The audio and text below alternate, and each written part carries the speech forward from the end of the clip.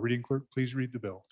House Bill 64, sponsored by Representative Greer, Uniform Fraudulent Transfer Act, extinguishing claims, an act relating to the Uniform Fraudulent Transfer Act. Mr. Speaker, your committee number 9, Minerals, Business and Economic Development, to whom was referred House Bill 64, Uniform Fraudulent Transfer Act, extinguishing claims. Respectfully report same back to the House with the recommendation that it do pass. Ayes, Representatives Bear, Burkhart, Duncan, Hare, Gray, Greer, Heiner, Sherwood, Western. Representative Greer, Chairman. Thank you. You've heard the reading of the bill. What's your pleasure? Chairman Greer. Thank you, Mr. Speaker. Move that when the committee of the whole rises to report to do so with the recommendation that House Bill 64 do pass. Mr. Speaker, with your permission, I'll go ahead and explain the bill to the body. Please proceed. So members, each general session, you'll see that I'll bring a series of bills regarding our trust code and to modernize our statutes here in Wyoming. Part of it is that of the economic diversification component to make Wyoming an attractive place to locate trusts. It's a small component of diversification, but it's an important one, and it's one that doesn't cost us anything. So what we do is each year look at those components of our trust code and things related with estate planning, succession planning, and what we can do to make our laws better. And for better or worse, there are magazines, organizations out there that rank states according to how their laws are for a situs or a location of a trust or a place to go with a trust. So I've got several bills that you'll see through this session, and this is the first one in that line.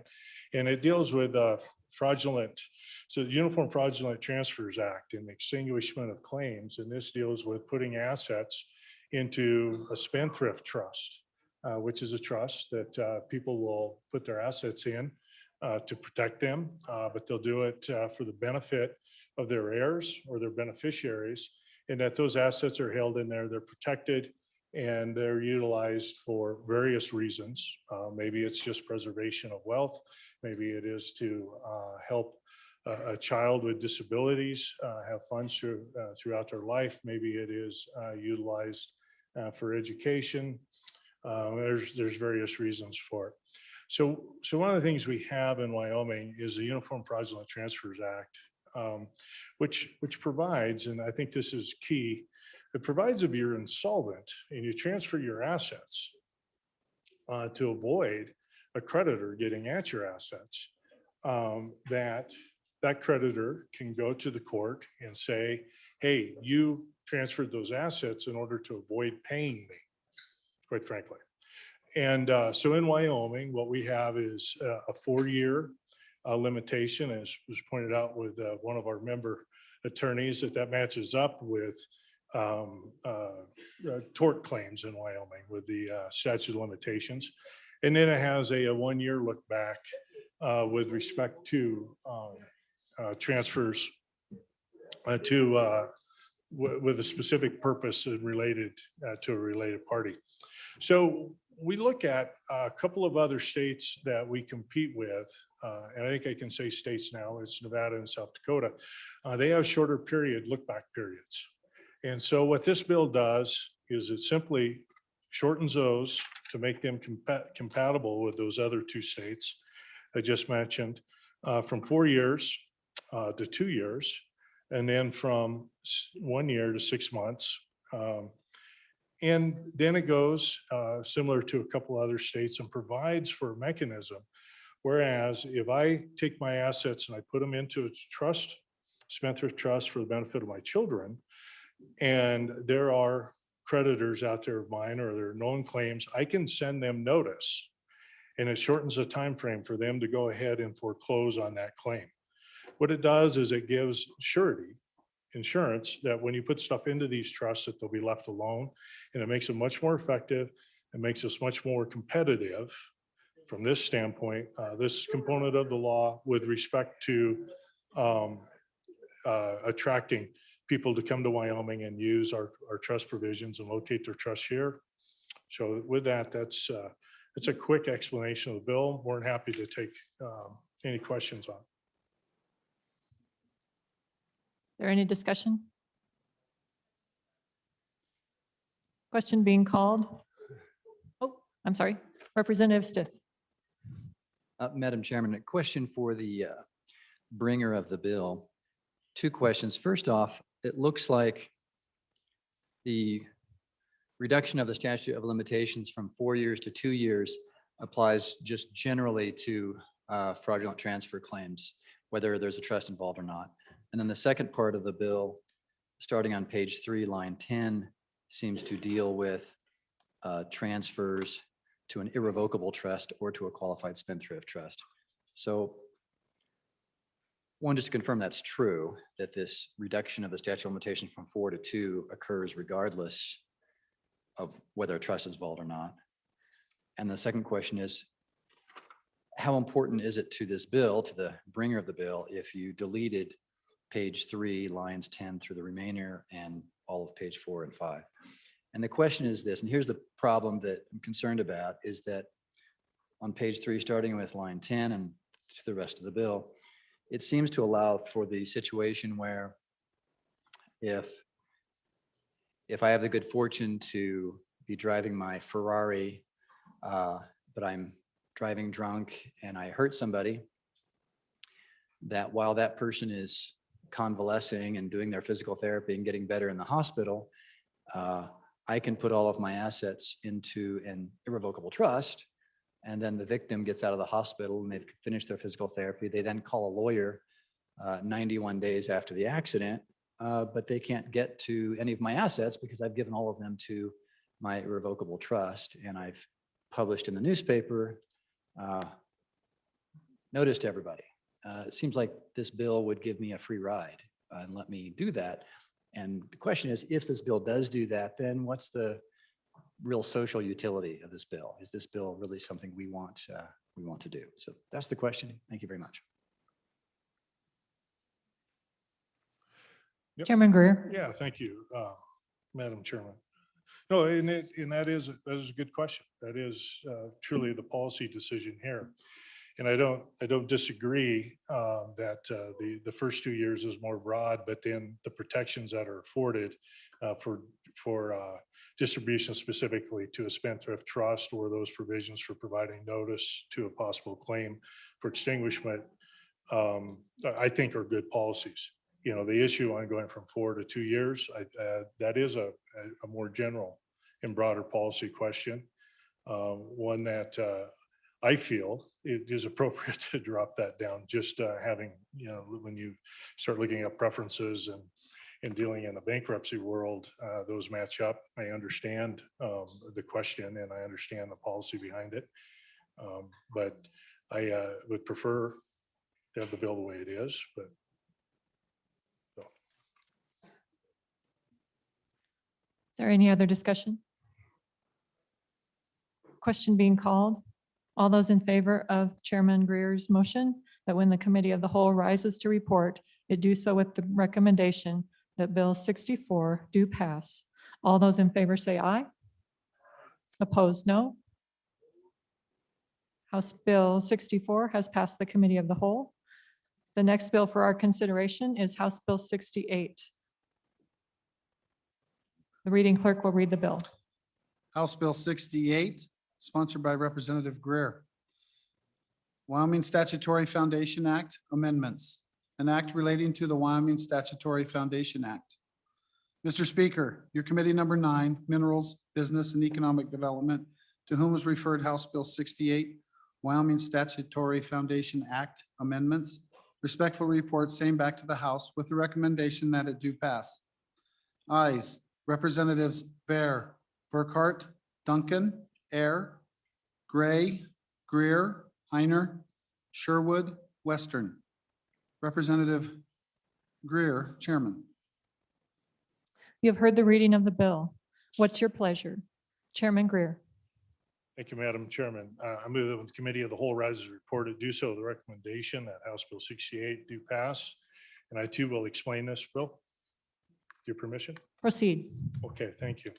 So 2 years ago, I think it was 2 years ago, we brought the Wyoming Statutory Foundation Act. And this was a difficult one to explain because, you know, our law is based on the common law coming from England. And this is based on, well, I guess the other law in the US would be Napoleonic law. It's a combination of those. And so the best way to explain this is that if you're a trustee, you have fiduciary duties to the beneficiaries. If you're the manager or CEO or president of a business, you have different fiduciary or different obligations. And so oftentimes what you'll see, and I can think of this back when I was practicing, scenario where you had investment properties were put into an LLC, very good vehicle. And then interests of the LLC are given down to the beneficiaries in trust, okay, to provide for an income stream for them. And that works fine as long as the people running the business continue to run the business for the purpose of the business and not for the benefit of the beneficiaries. So a statutory, a Wyoming Statutory Foundation allows you to kind of combine those two concepts so that you could manage the business for the business, but the beneficiaries are rolled into that and receive that same benefit, but you don't have that fiduciary pressure or obligation to continue to provide the income or the revenue down there. You can manage it for the business, and this can go on through generations. So it's kind of the concept of why we have this new vehicle here. You know, since this has been set up, there's been over 20 set up in the state of Wyoming. It's not a huge number, but we anticipate this will continue to grow. So we've already voted on that. That's already in law here in Wyoming. I just wanted to give you an overview. Coming back at any time we pass, I recall it being something like a 73-page bill. This is a cleanup on some of the language. And so as you walk through this, and if you look at it, it really does clean up the language. And some of this is just grammatical in a lot of places. I'm more than happy to go through all of it, or it might be better to answer a couple questions. But I do want to point out two things. So there's a new country lawyer in town from Johnson County. And he did point out to me and we're going to have to do a second reading amendment on this because while I went through this, I did not catch this, but on page 8, you look at lines 4 and 5, we've got except as otherwise provided by law and by Wyoming statute 1730-502, a founder or any other person may be appointed as protector of a statutory foundation. The new language being the cite to that statute. Well, that cite to that statute deals with liability of directors and has nothing to do with a limitation on protectors. So we'll have to, if this survives committee of the whole, I'll have to come back in and burn some more floor time with the second reading amendment, which I apologize for. I think the only other component of this, it really isn't cleanup, and it's somewhat, I don't even really call it substantive, but it's on page 10. And instead of owning a fractional share in a foundation as a beneficiary, we go ahead and authorize it to be broken into units or shares. And so that's the new language you see on page 10. But for the most part, what you see through this is some wording cleanup, and then also to make it clear that the organizer, that's the person that sets up the paperwork and organizes and files it with the Secretary of State's office, does not have to be a founder. And that's more of a practical sense. Attorneys often set up business entities on behalf of their clients as the organizer or the incorporator.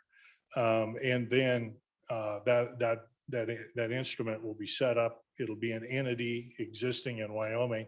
And then you bring your clients in and you transfer the assets to it and you work up the operating agreement or the bylaws and then get it funded and get it moving forward. So that's a quick, brief explanation of that. More than happy to answer any questions. Are there any questions? Representative Henderson. Thank you, Madam Chairman.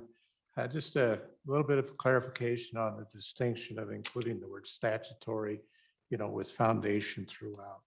And then a little more understanding on operating agreement. What's the intended purpose of that going forward? Thanks. Okay. Thank you. Madam Chairman. Chairman Greer. I think I heard the question was an explanation on the operating agreement. Is that? Yeah, so the operating agreement, we call them operating agreements and LLCs. They're basically the bylaws or the rules.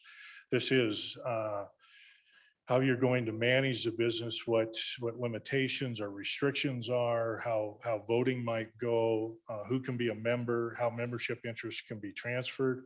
That's the same thing with the statutory foundation. And so statutory foundations will be set for a charitable purpose.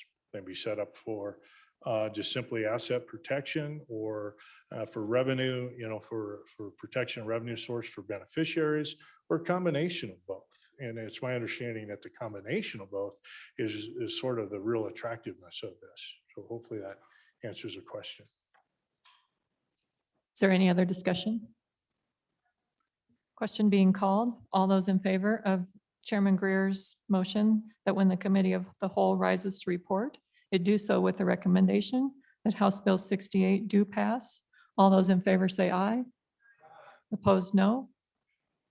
House Bill 68 has passed the committee of the whole. The next bill for our consideration is House Bill 69. The reading clerk will read the bill. House Bill 69, sponsored by Representative Greer. Division of Banking Fees, an act relating to banking and commerce. Mr. Speaker, your committee number 9, Minerals, Business and Economic Development, to whom was referred House Bill 69, Division of Banking Fees, respectfully report same back to the House with the recommendation that it do pass with the following amendments. Ayes, Representative Bear, Burkhart, Duncan, Air, Gray, Greer, Heiner, Sherwood, Western. Representative Greer, Chairman. You have heard the reading of the bill. What is your pleasure? Chairman Greer. Thank you, Madam Chairman. I move that when the committee of the whole rises report, it do so with the recommendation of House Bill 69 do pass. Madam Chairman, just a brief comment is that this really is a sort of the chairman's cleanup item. This really should have been a committee bill and is a bit of a cleanup. And so as a result of that, my vice chair recommended that I have a committee member explain the bill. And so with that, there is a standing committee amendment in the bill, and the standing committee amendment, I think, comes better after the explanation of the bill. But with all that in mind, I'm going to turn it over to the fine gentleman from Sheridan County and the newest member, one of the newest members of the Minerals Committee. Representative Western. Thank you, Madam Chairwoman. So this is also kind of a cleanup bill of sorts. So in our Wyoming Banking Commission, there's all sorts of fees that get assessed. Some of those fees are statutory and some are not. So what this bill does is it kind of clarifies and gives the commissioner the authority to assess some of these fees. And if you kind of look, really the meat and bones of this is on page 2 and D and E. It basically just says that that the commissioner is allowed to assess fees for some of the services they perform for banks, but they can't just charge exorbitant fees. That it has to be commensurate or pegged, if you will, to the cost for that service that they're providing. And E basically just says that they have to report back to the Minerals Committee on a annual basis on those fees, how much is being assessed, what are they being set at, and kind of that oversight. So that's an explanation of the bill. And Madam Chairman, I also would like to move committee of the whole amendment number 1. Please proceed. Thank you. Thank you. And so if you look at the amendment, really all it is lines 6 through 12, which basically. Representative Western, you need to move that amendment. Oh, I thought I moved it. Did I not? Oh, Madam Chairwoman, I move committee of the whole amendment number 1 to House Bill 69. Or standing committee amendment, excuse me. Sorry about that. So kind of the whole meat and bones is line 8 through 12, which basically just says in the event that, let's say, the cost for some kind of service that the Division of Banking is performing has actually gone down, whether it be some kind of regulatory review or whatever it is, it also gives the commissioner the ability to lower that fee that they're assessing on banks, because like I said, say the costs of performing that service have gone down, he can say, you know what, our costs have gone down, so we can actually lower this fee. So that's basically it. I stand for any questions. Representative Olson. Well, thank you, Madam Chairman. So as I look at the fiscal note on the bill, there is no fiscal note. Wonder if the good representative can speak to fiscally, and I understand maybe that's because this is just authorization, but if there were an increase in fees, wouldn't there be a net positive to either the division or to the general fund? Where does the fee go? And if the fee's raised, what type of spread does that even look like? If the fee is lowered, as the amendment speaks to, what kind of spread does that look like? I just have no idea when there's no fiscal statement. Maybe you could just speak to why there's no fiscal impact statement when we have a potential to raise fees. Thank you, Madam Chairman. Chairman Greer. Yeah, thank you, Madam Chairman. Okay, good question. So first of all, to be crystal clear, this bill does not create additional fees. Just doesn't, okay? The Banking Commission is set up to run on its fees. So it comes in, it goes to appropriations and says, this is our budget for the year, and their fees are based upon the cost for the various things that they regulate. Okay, so in looking at this, and this came up, if you guys recall the brutal Uniform Consumer Credit Code bill we went through? I do. It came to my attention that there were several duties or things that the Banking Commission already had statutory authorization for fees were already in there. Speedy banks come to mind that we talked about, okay? Money Transmitters Act. And I can go through and show you where these are. You know, rental purchase agreements is another one that's in here. Residential mortgages, 4023-103. What we didn't have in statute is what we should have in statute as a legislature. It is our delegation of authority to the agency. And what this does is it sets that they shall clearly establish their fees by rule and regulation. Okay, so in the banking world, they do that. And they do that in all of the world. Okay, in all the things they regulate, they do it through rulemaking. It is just appropriate that we are crystal clear as a legislature in statute that we're telling them, you will engage in rulemaking when setting your fees. So when they engage in rulemaking for banks, guess what? All the banks are paying attention to that. They're commenting, they're involved, they know what those rules and those fees are going to say and what they're going to do. Now, this amendment, and it's a great question on this, and this comes up because of the speedy banks. All right, so we had three, so the good chairman of judiciary probably knows these numbers better than I do. They received their first applications for, I think it was 3 banks. It took them, because it was the first time through, those fees were higher because of all the expertise and all the extra work that they had to do. Those fees are established right now. But as the next one comes on, it's going to be cheaper. And the next one comes on, it's going to be cheaper. And so they didn't have a mechanism. So when this bill came up, the commissioner reached out to me and said, hey, you know, we can see situations where our reserves build up, and it would be appropriate then, like banks, I think they're billed quarterly. It would be appropriate that we can give a credit, or we can reduce our fee for the next quarter installment or payment that would be due. And so all this was a mechanism that didn't exist before with respect to the amendment for them to be able to give a discount. They didn't need all the money. They do not operate off the general fund. Excess fees do not go to the general fund. The fees they charge are directly associated with the cost of regulation and administration within the Banking Commission. So hopefully that answers those questions. Is there any other discussion on the amendment? Hearing the question, all those in favor of the Standing Committee amendment and amendment number 1, say aye. Opposed, nay. That amendment carries. Is there any other discussion on the bill? Question being called. All of those in favor of Chairman Greer's motion that when the committee of the whole rises to report, it do so with the recommendation that bill number 69 do pass. All those in favor say aye. Opposed, no. House Bill 69 has passed the committee of the whole. I would recognize House Majority Floor Leader Summers. Madam Chairman, thank you. I think the mics are a little hotter now, aren't they? That's good. So we just had 3 bills from Chairman Greer. And it is Chairman Greer's birthday today. I believe he's 39 and whole. So let's do a happy birthday.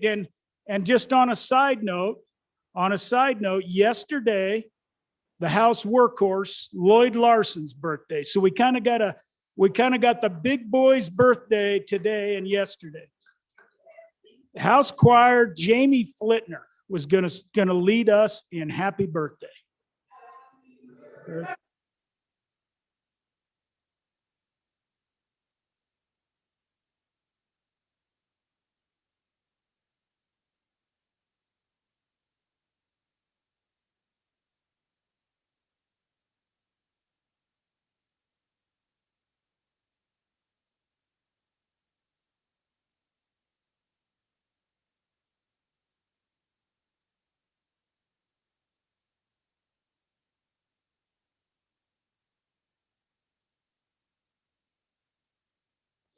Congratulations on another trip around the sun.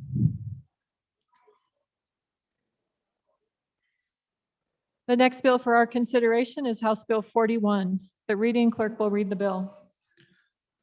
House Bill 41, sponsored by Blockchain, Interstate Crowdfunding Exemptions Amendments, an act relating to intrastate crowdfunding.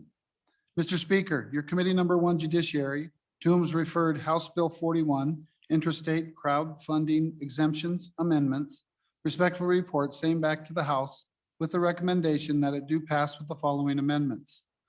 Ayes, Representatives Craigo, Oakley, Olson, Provenza, Rodriguez-Williams, Washit, Yin, Zwanitzer, and Larson Lloyd. Correction, Larson Dan. Chairman Olson. You have heard the reading of the bill. What is your pleasure? Chairman Olson? Yes, thank you, Madam Chairman. My pleasure is that I move that when the committee of the whole rises to report, it do so with the recommendation that bill number, what did you say the bill number was? 41. 41. I'm just checking to make sure you're following along. The bill number 41 do pass. So, and with that, I turn the explanation of the bill over to one of the newest members of the Judiciary Committee, but one of the most senior members of our blockchain task force, the good representative from Jackson. Representative Yin.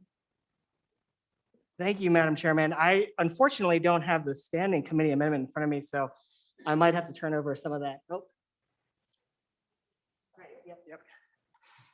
So I think we will dispense with the standing committee amendment, and then I will move forward with the rest of the bill if that's appropriate.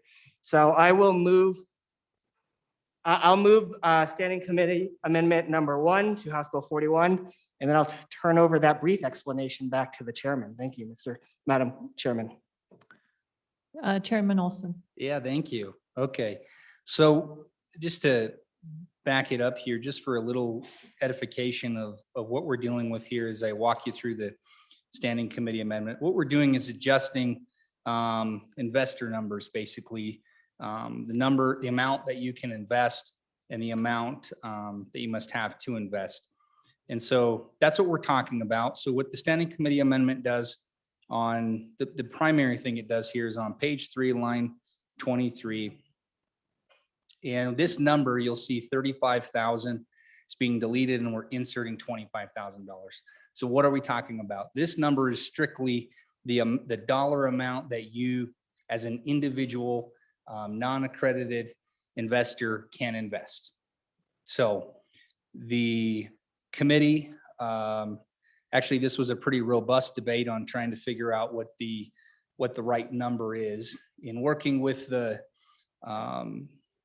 the office that oversees compliance, hearing testimony regarding this matter as it pertains to a public protection standpoint versus the other side of the spectrum, which is we want to incentivize individuals to engage in crowdfunding investing, because that means more crowdfunding ventures pop up in Wyoming. Trying to find that sweet spot number, and we ended with $25,000. And so again, all that number is the amount that an unaccredited investor can invest. And then the other half of the amendment deals with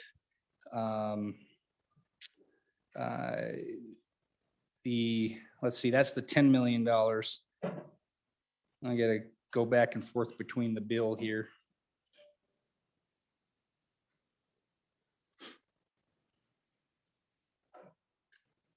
And the 10 million was raised from 4.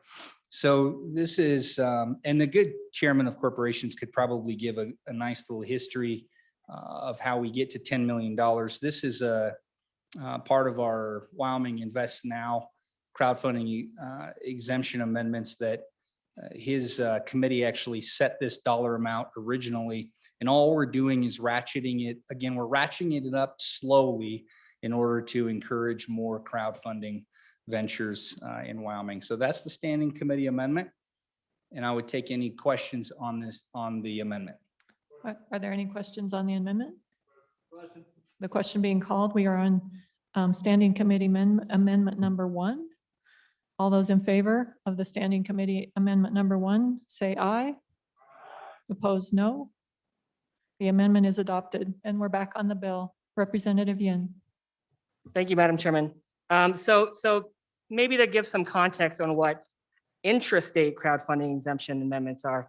So essentially, we created this crowdfunding ability for the state for people to crowdfund within the state with both accredited and non-accredited investors.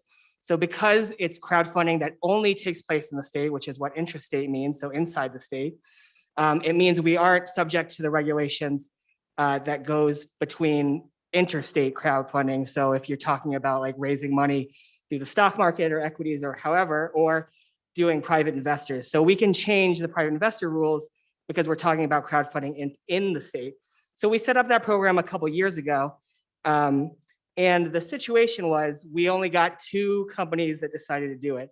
So the blockchain committee during the interim discussed this bill that would change the numbers to incentivize more companies to decide to crowdfund within the state of Wyoming. So that they're creating a company in Wyoming, they're looking for investors inside of Wyoming, and we wanted to incentivize that a little bit more, so we changed the numbers. So the numbers specifically that we changed, if you look at page 2, the number changed there talks about companies under $3 million that they're trying to raise through crowdfunding. So under $3 million, the difference between this requirement and the part on page 3 of $10 million is basically the maximum number size of the company that can, the maximum amount that can be crowdfunded within that particular section. So the page 2 section, they don't require auditing requirements. So you can raise up to $3 million and we don't have this audit requirement. So before it was a $2 million limit, and then you would, above that, we would require specific auditing requirements. And so then page 3, we up the auditing requirement company amount, sorry. Let me take it a little slower so I can breathe. We up the amount from 4 million to now 10 million with the committee amendment. So you can crowdfund a company of up to $10 million within the state of Wyoming. You just have audit requirements between over 3 million that you're trying to crowdfund to up to 10 million now. And so we also changed the bottom of page 3, the amount that you can accept, as the chairman said, from any non-accredited investor. So a non-accredited investor, I believe, is someone who makes under $200,000 a year or has assets above $1 million or $2 million, below $2 million. So that means it's someone that is not a high net wealth individual, but still wants to contribute to a company through a crowdfunding scheme like this one set up here. So we're increasing the amount available to be able for any one non-accredited investor to invest in a company in Wyoming. So that's the intent of the bill. The other parts are a little bit of cleanup for the Secretary of State. But the real policy question is these amounts that we're changing to hopefully get more applications through our crowdfunding in Wyoming. So I'll be happy to take any questions, but I'll ask for your favorable consideration. Chairman Olson. Thank you, Madam Chairman. I just wanted to clarify, because I was getting some questions on it, and the good representative touched on it, but just to really clarify the dollar amount that we're talking about, it only applies to the non-accredited investor. Just to clarify that standard, that's an SEC defined level, and the good representative was correct. It's your annual income is capped at $200,000, so you make less than $200,000, and you have a total net worth of less than $1 million, excluding your primary residence. So really, the idea is, I don't want to frame it this way, but really what the SEC has done is said there's a sophisticated and an unsophisticated investor. They call them accredited and non-accredited. And the idea is that if you're non-sophisticated, in other words, they set it based on your net worth and say you maybe don't have as much investment experience as somebody else, we're going to cap the amount that you can invest. That's a consumer protection provision. And so the testimony that we received, this is really the key part of the bill, because the testimony that we received, as the good representative pointed out, we've only had a few of these ventures pop up. And one of the prohibiting factors is, in fact, the dollar amount that you can invest, whether it's going to attract, well, it's not just that it's going to attract people, but to set up the operation, if you're not collecting as a venture who's creating enough dollars per investor, it's not going to make it worth it to even try this. And so trying to find that sweet spot between protecting the money of the people of Wyoming who maybe are not sophisticated in investing versus incentivizing these operations. And that's the number that between the regulators feel comfortable with it and the industry feels comfortable that little bump could incentivize some new companies. So I just wanted to clarify the non-accredited investor. Thank you, Madam Chairman. Mr. Majority Floor Leader. Madam Chairwoman, thank you. And so I don't know anything about the numbers you're throwing out. Could be good, could be bad. But as I read the bill, I keep noticing you're scratching out this report, that report. Because report becomes information. And then there's at one point, I think here we go down and let me find it. I think, on page 5, Romanet 3, the original language would have said the issuer shall file each report with the Secretary of State and must provide a written copy of the report to any purchaser on request. And so then I guess maybe we're just changing wording there. But one, what is the difference between the report and information? And are we requiring less reporting? And the reason I'm concerned about that is I always wonder a little bit about this whole blockchain stuff and who's involved. And I'm just being honest, who's involved, who's doing it? And are we making it even more shadowy for people to be in place in doing these things? And so just talk to me about why all that was changed, report versus information, and did anything appreciably change during that process? Thank you. Chairman Olson.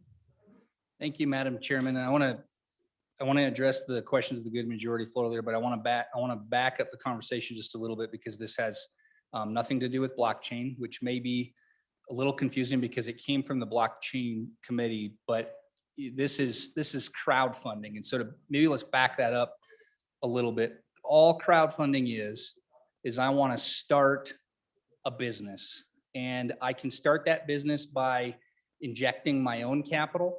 I can start that business by rounding up investors. I can start that business by using what's called crowdfunding, which is just I'm using a pool of investors. So I put up a website and I say, anyone who wants to see this business and wants to be an investor, you can invest and so that's really it. You're getting, it's more, I guess, grassroots is a way to think about it. You're getting grassroots investors as opposed to, the guy that you may be drinking brandy with and sharing a cigar. So that's crowdfunding, separate from blockchain. And then as to the report and information, I want to specifically answer that question. This, I believe, and maybe the good representative from Jackson can correct me if I'm wrong, all this is actually a change to the it's a change from the federal statute. So the federal government went in and got rid of the report is what they did. So we originally had language mirroring that federal statute. Now we're just saying, no, we still want to collect all the information we used to require. It's just, we're trying to bring it to mirror some of that federal language where we don't call it a report anymore. And that's all that is. We're still gathering the same amount of information. Representative Yin. Thank you, Madam Chairman. Yeah, to clarify, the good chairman is correct. This is really to mirror what's in the federal statutes. So there are federal crowdfunding statutes, and we specifically made our own to make it more amenable to crowdfund in Wyoming. And the reporting part is basically the same. So it is just the same information. It's just not a quarterly report anymore, but it's just the information presented that is accessible at any time at the request of both the purchaser and the Secretary of State. Is there any other discussion? Sensing you're ready for the question being called, all those in favor of Chairman Olson's motion, that when the committee of the whole rises to report, it do so with a recommendation that bill number 41 do pass. All those in favor say aye. Those opposed, no. House Bill 41 has passed the committee of the whole. The next bill for our consideration is House Bill 43. The reading clerk will read the bill. House Bill 43, sponsored by Blockchain, Digital Assets Amendments, an act relating to digital assets. Mr. Speaker, your committee number 1 Judiciary, to whom was referred House Bill 43, Digital Assets Amendments, respectfully report same back to the House with the recommendation that it do pass. Ayes, Representatives Crego, Larson Dan, Oakley, Olson, Provenza, Rodriguez Williams, Washit, Yin, Zawannitzer. Representative Olson, Chairman. You have heard the reading of the bill. What is your pleasure? Chairman Olson. Thank you, Madam Chairman. I move that when the committee of the whole rises to report it, do so with the recommendation that bill number, screen froze, 43. 43 do pass. And I will explain the bill. And I'm awake now, Madam Chairman. So I apologize for not following the committee of the whole. In the last one, I was caught a little off guard that my bill was up. Okay, this bill literally is a cleanup of cleanups. That's all it is. We passed into law, of course, just a little bit of background. This relates back to one of the original blockchain bills dealing with digital assets. The committee was really in a great place in that we had the same attorney drafting almost 24 bills over time. And so one of the benefits that came from that is that the attorney that we drew from here in our division that prepared the bills is that he was quite the perfectionist. So he would go back and work on this language over and over again. And so we had a couple of different cleanup amendments, and this is really the last of them. And I say it's the last of them because that good attorney had moved on to the division that regulates banking. And then that good attorney has now moved on to Washington, D.C. So, but he's now working on this exact issue in Washington, D.C., which is really exciting for the state of Wyoming. So the gentleman who drafted these 24 bills is now drafting bills at the federal level. And so really, really great for Wyoming. I just wanted to share that little side story. But all this is cleaning up that, just going through the statute and cleaning up the language and cleaning up some of the definitions. There's really no substantive policy changes occurring in this bill, Madam Chairman. Any discussion on this bill? Sensing that you're ready to vote, the question being called, all those in favor of Chairman Olson's motion that when the committee of the whole rises to report, it do so with the recommendation that bill number 43 do pass. All those in favor say aye. Opposed, no. House Bill 43 has passed the committee of the whole. The next bill for our consideration is House Bill 22.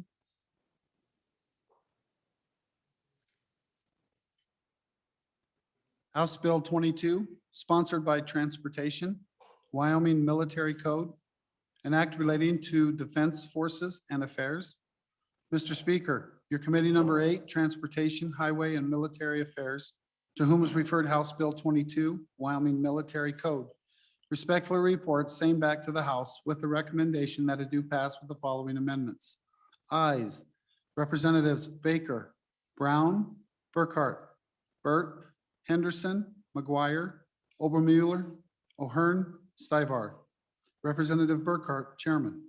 You have heard the reading of the bill. What is your pleasure? Chairman Burkhart. Thank you, Madam Chairman. I move that when the committee of the whole rise to report, it do so with recommendation that House Bill number 22 do pass. There are no standing committee amendments, and I turn explanation of the bill over to the good representative from here in the capital city. Representative Stivart. Thank you, Madam Chairman. I bring you House Bill 22, the Military Code Bill. This is just updating. This bill hasn't been updated. This is part of the statute since the early 70s. We're going through and changing it, and that way we shouldn't have to go back. So it'll flow with the punitive actions within the Uniform Code of Military Justice. That's the extent. Thank you. There appears to be a standing committee amendment. Would you like to move that? Chairman Burkhart. Thank you, Madam Chairman. We're all still catching up with this being a real live session. So I apologize to the body. There is a standing committee amendment. And I would move that at this time. And I will explain it. Ladies and gentlemen, what the standing committee amendment does is anywhere in the bill where it previously said National Guard, the addition of Wyoming was added so that it reads Wyoming National Guard.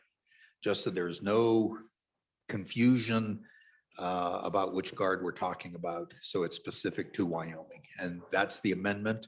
And if there's no discussion, I would call for the question. The question being called, we are on the committee, standing committee amendment number 1. All those in favor of the standing committee amendment 1, say aye. Those that oppose, say no. The committee is adopted. We're back on the bill. Is there any other discussion on the bill? Question. Representative Larson. Okay. Madam Chairman, I appreciate that this is an update, but maybe we could have the presenter of the bill take us through the bill a little bit and explain, for example, why some of the new language is there on page 3 on proceedings for the criminal courts and in some of the other new language and stricken language for, I know that we should have all probably read this, but I'd like to hear some of the discussion and the rationale behind it. Representative Stivart. Yes, Madam Chairman. The good representative. They took it out the provisions and they want to use within the Uniform Code of Military Justice book, the punitive articles for court martials. The statute was real vague on that. It'll still be a Wyoming court. It'll be set up through Wyoming. And they'll still have their opportunity to have a JAG attorney appointed for them. And instead of having it all mixed up and throughout the statute, they'll just use the punitive articles in the Uniform Code of Military Justice. Any other discussion? Representative Brown.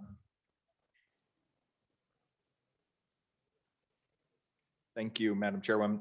I guess ladies and gentlemen, this is a pretty important piece of legislation, and I guess I think we should probably be looking a little bit more into this and you know, to the bringer of the bill or the explanation of the bill. I'm really quite surprised that this body hasn't asked a little bit more about in detail about what we're actually doing here towards the members of the body. And I've actually received a couple of emails on this particular piece of information. And I guess one of the questions that I would ask on page 17, there's a strike of the word officer. And it says any member of the National Guard, sorry. It says any member, and that's a broad stroke, a change from one particular sect of this population that's in the National Guard of an officer, but then we magically turn it into any member. And what concerns me about this is if you go look at the UCMJ actually says any officer. So I guess my question is, and this was not asked in the actual committee, but I would like to know why we would want to go down to a more prescriptive line than what the UCMJ actually has. The UCMJ does say, in fact, any officer. And so now we're looking at pulling in enlisted members of the Guard by our own statute. So if I could get the question as to why we would expand that, I'd appreciate it. Thank you.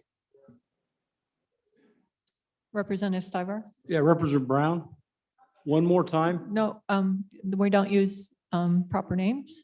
Oh. So if you could ask Representative from the other side of the town, from me. Can you say that one more time about using enlisted? Representative Brown. Thank you, Madam Chairwoman. What I'm kind of curious on is if you look at page 17, it says any officer underneath the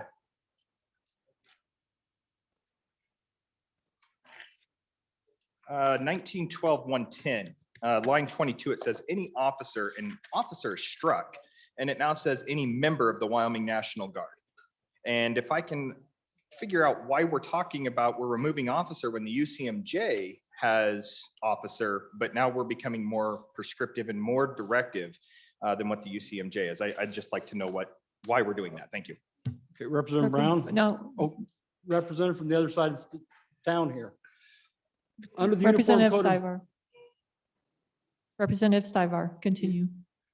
Under the Uniform Code of Military Justice, even on active duty, you can request a trial by your peers, which would be, as a non-commissioned officer, you'd have all NCO sitting on your board to make the decision of what punishment you're going to get, or if you're found guilty. So we're not changing anything. We're making it better, so the officers or the enlisted side of it. Representative Stiver, make sure that you address the chair. Thank you. Yes, Madam Chairman. Chairman Wilson? Thank you, Madam Chairman. So having had my attention drawn to that, I would like to flesh out for the body a little bit more. The previous speaker brought up the change from officer to member. The specifics of that paragraph are quite interesting. If you're on the bottom of page 17, it used to say that any officer who uses contemptuous words against the president, vice president, Congress, Secretary of Defense, blah, blah, blah, member of the legislature, shall, and then I don't see actually where the punishment, there's a lot of red language inserted. So now what we have added is that not only officers, but also 19-year-old knuckleheaded corporals can be punished by a fine of not more than $750 or 6 months in jail for contemptuous words against these folks. Now, my son-in-law just got out as a sergeant in the Marines. He, of course, would never do any such thing, but it's possible that some other knuckleheaded enlisted person might do these things. And I think we need to maybe, I'd like to have this a little bit more fleshed out on why we're inserting these punishments and what the punishments were before, because I can't, scrolling with my little down arrow, I've not quite found what the previous punishment was for this horrible crime. And I think we need to know so that we can tell our constituents. Thank you. Representative or Chairman Olson.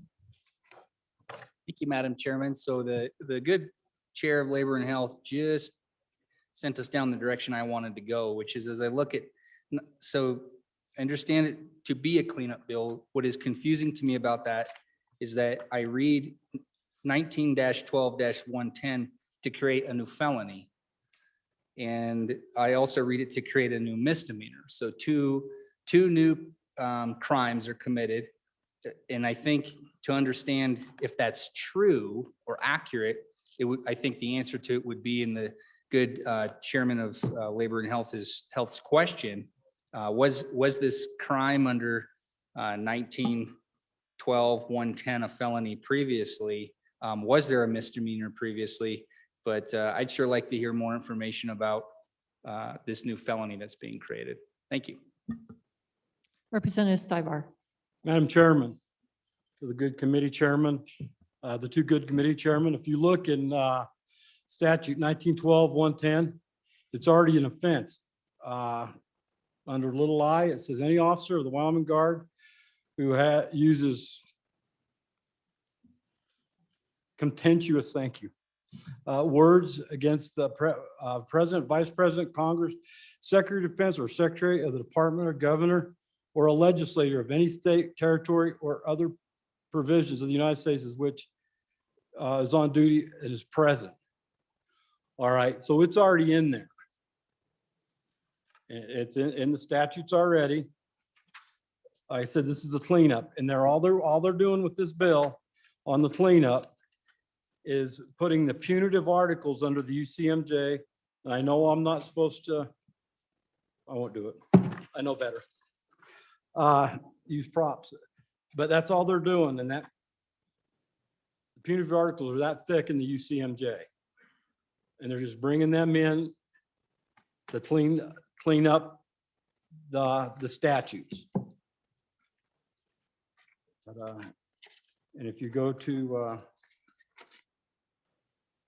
the proceedings of how the court martial works on page 3, line 17, they're adding the way the court martials to be run. Last court martial, again, like I said, was done in the late 60s in Wyoming. And they haven't been able to use the court martial's manual because of the statutes, the way the statute's written. Other discussion? Chairman Olson. Yeah, thank you, Madam Chairman. So I've got the statute here, 19-12-110. And I'm looking through the statute and I get to the end of the statute where it lists our penalties. And I'm on page 760 of the Green Book. And I see, I'm tracking it in here. I see subsection B, discussion of the misdemeanor, subsection C, discussion of the misdemeanor, and I do not see this felony. So maybe the good representative can show us where in the statute this felony currently exists. And I'm just looking at this kind of on the fly, but I'm having a hard time seeing where this felony exists in current statute. Representative Stivar. And thank you, Madam Chairman. Representative Stivar, you're welcome to respond to that.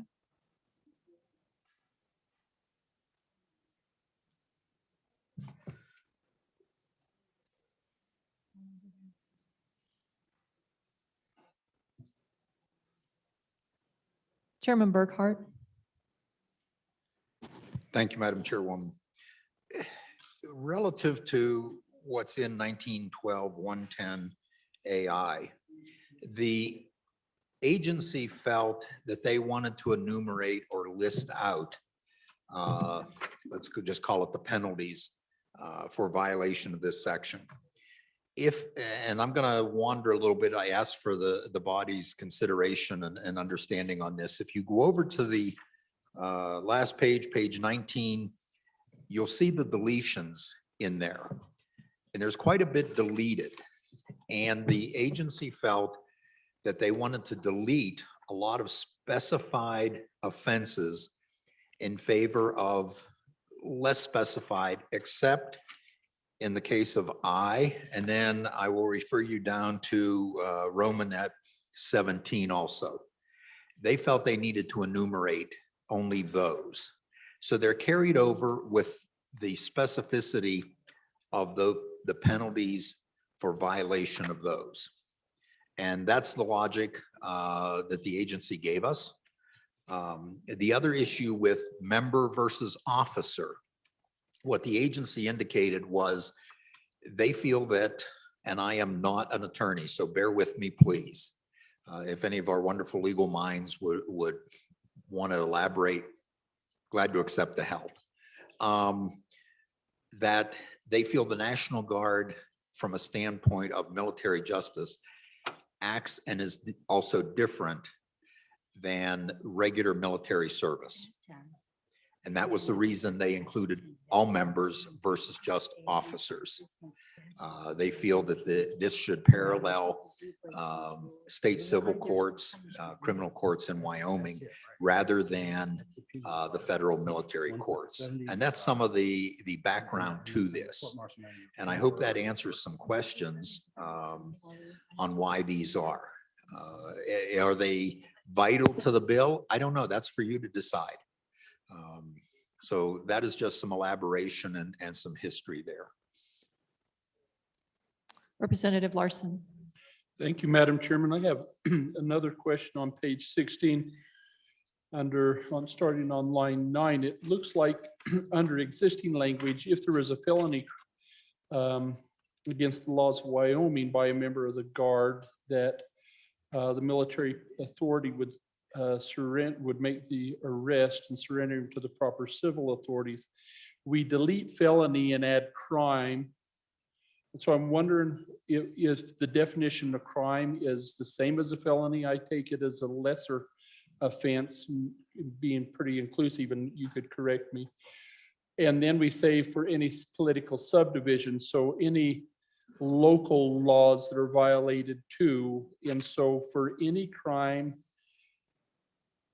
against the state of Wyoming or any town laws, city laws, they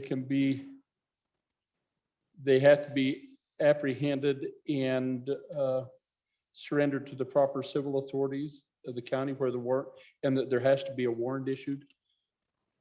So if you could help me understand why those changes, and maybe help me, maybe it's all around that, what the definition of crime is, but that seems that we're broadening that a little bit to me. Representative Stivar. Representative Swanitzer, Chairman Swanitzer. Thank you, Madam Chairman. I think the answer to that question is actually, this is kind of a cleanup provision. It's in the repealers, which weren't really mentioned. In section 2 at the bottom of the bill, you'll see we're repealing a massive amount of statutes actually. And so we're rewriting them. And so the portion just mentioned in 109, they took out the misdemeanors section because we had a separate felony provision and a separate misdemeanors category. And they just grouped them all in crime, which is interesting, but I guess crime covers all felonies and misdemeanors. Interesting way of statutory construction. But I believe that answers the question. I don't think it's new language. Well, it's new language, but it's a cleanup of everything they repealed in the current statute. You'll see at the bottom of the bill. Just a little housekeeping note, if you could please turn off the mic when you're finished. The cameras are having a hard time tracking when there's several mics on. Thank you very much. Representative Stivar.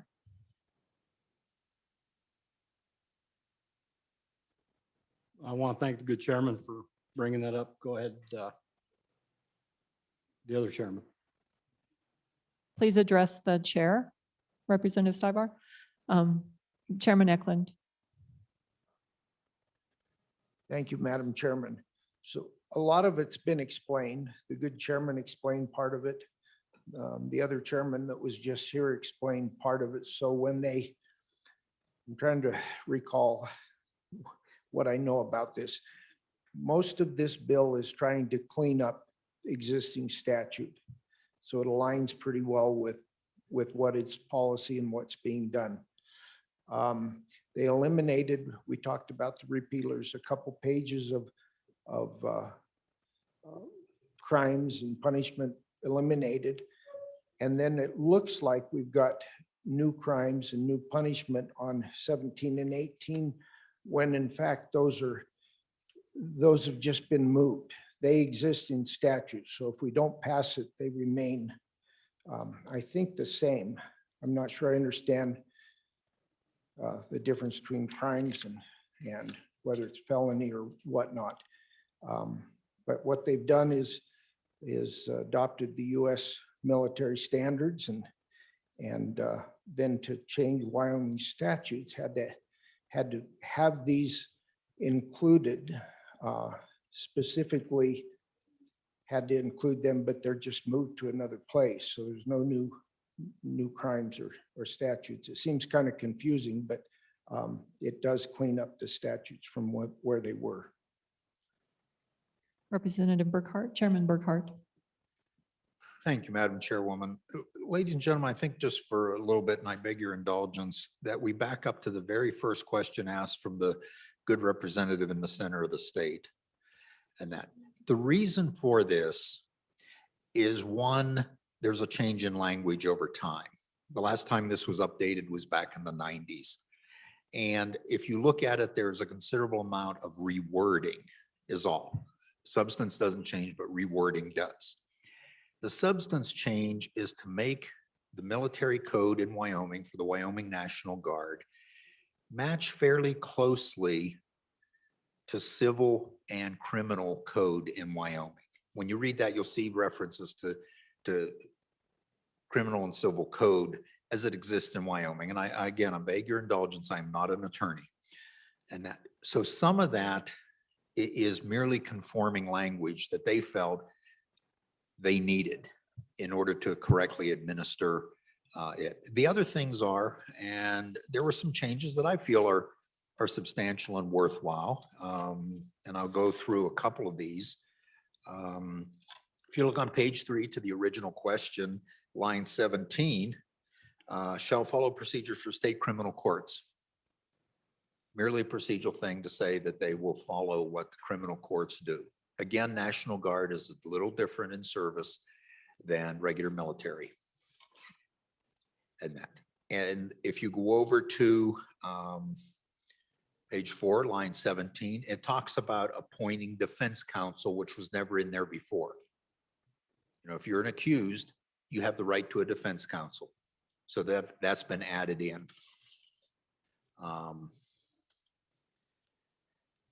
And I'm looking for some of the highlights. They refer to people as accused. And you're accused until you're found guilty. And this controls how that is determined or how innocence is determined. It defines the 3 different court martials and the levels.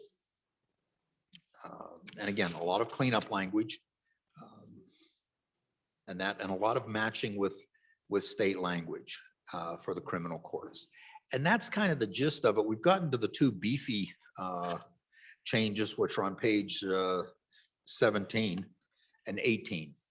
And again, they kept those in, but deleted a lot of specific items.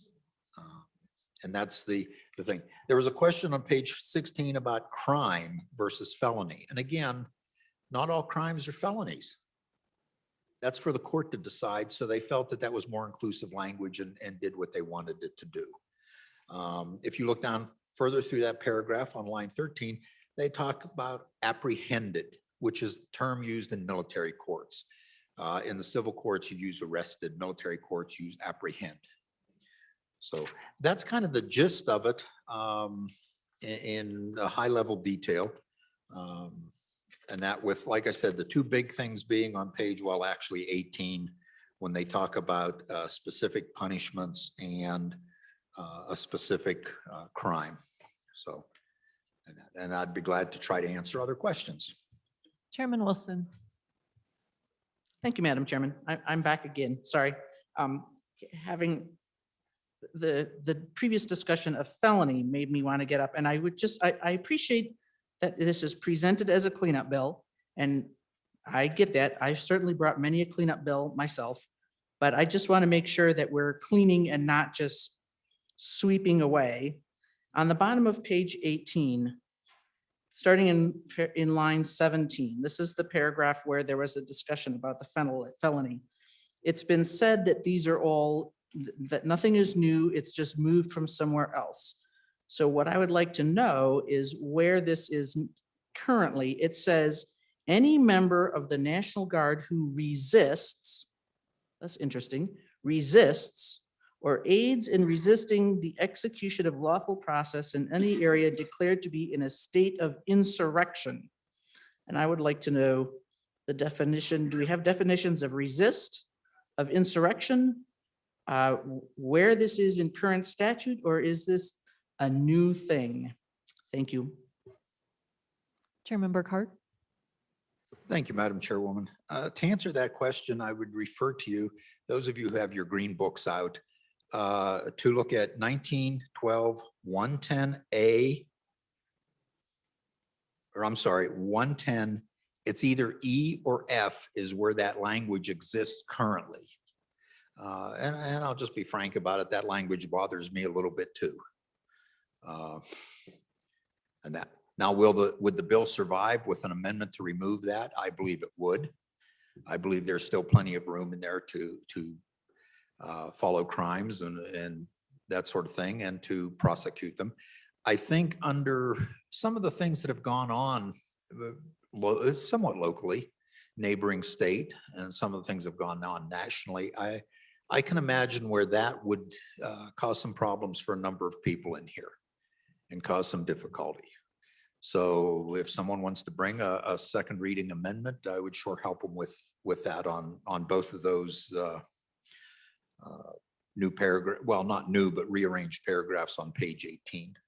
And so if you look in your books, that's where Romanet 7 on page, or I'm sorry, 17 on page 18 is either in that section E or F. And the wording, if I remember correctly, is identical. Thank you. Representative Stith. Madam Chairman, thank you. A question either for representatives from District 15 or District 12. On page 19, line 14, we start the repealer section of the bill. And one of the repealed sections is 19-12-109A.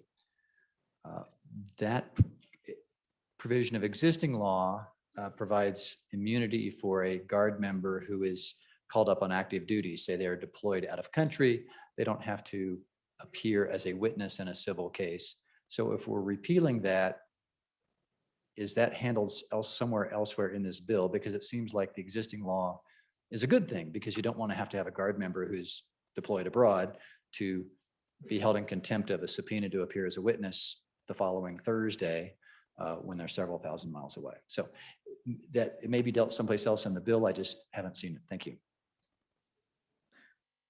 Representative Brown. Thank you, Madam Chairwoman. So ladies and gentlemen, I actually raised a question, and as soon as I raised the question and I wasn't able to get quite the answer I was looking for, I went out and I called the head of our military department that wears 2 stars on his shoulders and was asking him some of the same questions. And what I'll tell you is this committee spent a lot of time doing this bill. And I will tell you, ultimately, this was a good cleanup bill. Okay.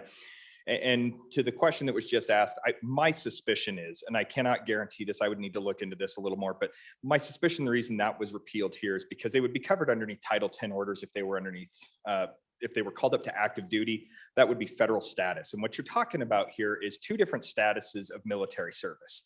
Title 10, meaning that you're sitting in active duty service and you're underneath the federal government. Title 32 is when you're in state service and you're actually serving the state of Wyoming on a state mission. And so what we're talking about here with this particular bill is all Title 32. Okay, it's all the Guard members. And Title 10, what you're talking about is all the people that are subject to the UCMJ. Okay, those people are subject to the UCMJ. What this bill is talking about is basically Wyoming's version of the UCMJ. And what this has done is they've gone in and they've corrected some of the language, and they've gone in and they fixed some of the issues with the stuff that hasn't been updated in 20 plus years. So as I was looking at this, there is some concern for some of the language. What I will tell you is if a service member, we'll say a Guard member here, says something, uses contemptuous language against the President of the United States, and they're off duty, the likelihood of them being used, having this article, this piece of legislation used against them is extremely low. And as I was just talking to the head of the military department, what he assured me is it really needs to affect the military status for that to come into place. If you have something that's actually affecting the mission, that's when this would be brought into place. Now, if a captain wants to just, go on to the Book of Faces and wants to, say contemptuous words, say that he disagrees with the president of the United States, or for that matter, the governor is mentioned in here, at that point, they could ultimately be used on this, but really that authority rests in the ranking officials within the military department to have that discussion without going down the line of, well, it says here in the green book that I can find it. So that's what this bill is ultimately doing, is cleaning up a lot of the language and cleaning up a lot of the stuff that has been really ultimately just kind of held aside for the past 20 plus years. If we do have some amendments to go in there and clean this stuff out, what I will say is, if it's on duty, they're going to be subject to the UCMJ. If they're off duty, that's where this would come in, and that's where they would have this opportunity if something did affect this military department to that extent. So all in all, ultimately, I do believe this is a good bill, and I would urge an aye vote on passage of this forward, and I would look forward to any amendments bringing second reading. I might even bring one myself. So with that, Mr. Chairman, or Madam Chairman, I'll step aside. Is there any other discussion? Question being called. All those in favor of Representative Burkhart's motion that when the committee of the whole rises to report, it do so with the recommendation that Bill 22 do pass. All those in favor say aye. Opposed, no. Bill passes. Oh, House Bill? Division? Did I hear that? No. House Bill 22 has passed the committee of the whole. Division? Okay. Division being called. All those in favor, please stand.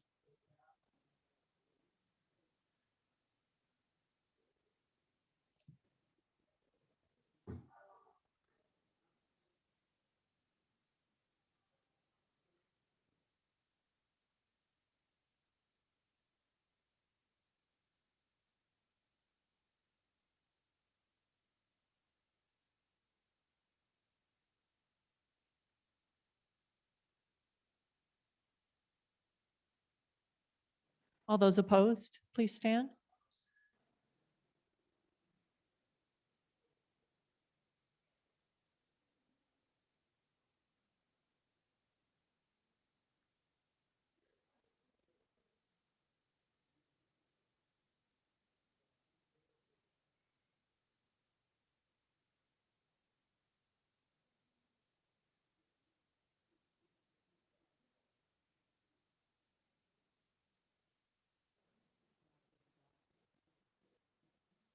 The vote was 33 to 19, so House Bill 22 has passed the committee of the whole.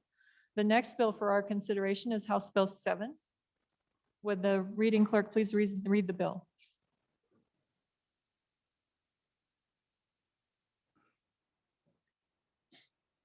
House Bill 7, sponsored by Minerals, Air Ambulance Membership Organizations Regulation, an act relating to insurance. Mr. Speaker, your committee number 9, Minerals, Business and Economic Development, to whom was referred House Bill 7, Air Ambulance Membership Organizations Regulation, respectfully report same back to the House with the recommendation that it do pass with the following amendments. Ayes, Representatives Bear, Burkhart, Duncan, Air, Greer, Heiner, Sherwood, Western. Noes, Representatives Gray. Representative Greer, Chairman. You have heard the reading of the bill. What is your pleasure? Chairman Greer. I move that when the committee of the whole rises report, it do so. The recommendation, the House Bill 7 do pass. There is an amendment. It wasn't listed on the committee of the whole report, but there is a amendment or an amendment posted. For this, I'm going to turn the explanation of the bill and the amendment over to the distinguished gentleman from House District 31. Representative Bear. Thank you, Madam Chairman. On this particular bill, I would like to move the amendment at the same time. So at this time, Madam Speaker, I move Committee of the Whole Amendment number 1 and ask for your favorable consideration. I will now explain the bill and the amendment. This particular effort is to correct some issues that have happened with bills in the past in this regard. And what has happened is we've overregulated the industry as far as air ambulance corporations are concerned and their memberships that they sell.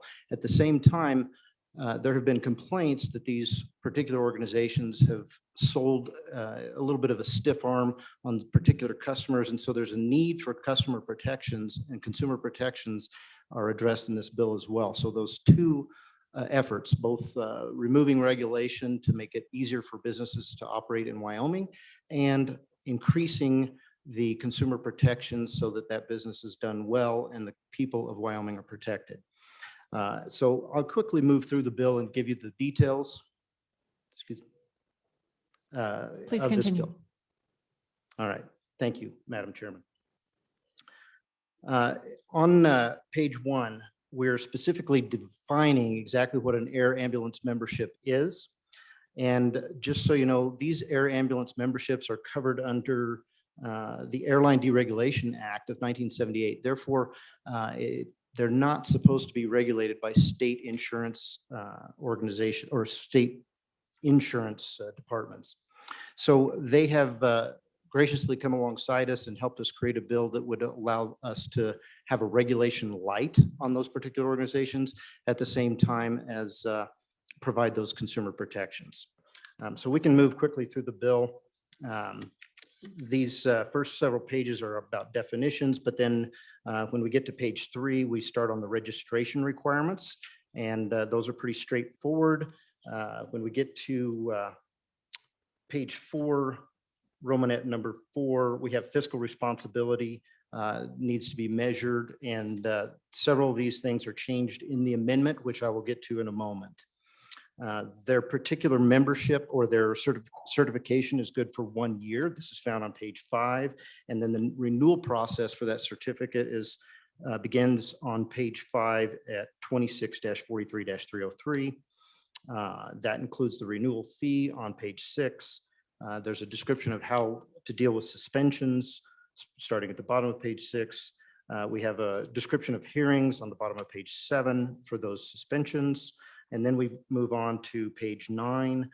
We have description of how the certificate is reinstated and violation notices and penalties. The page 10, we have a section where we allow for the commissioner, the insurance commissioner, to make rules. And then on page 11, we show what the allowances are for these memberships. We also have a description of the contracts and what can be done there. The meat of the bill begins on page 16, where we have those consumer protections that I mentioned before. This is section 26-43-308. And this is where advertising restrictions are written into this particular bill. Down at the bottom, you'll see Romanet number 2. We have language that is restricted, and when I get to the description of the amendment, you'll see that this language will be changed in the amendment.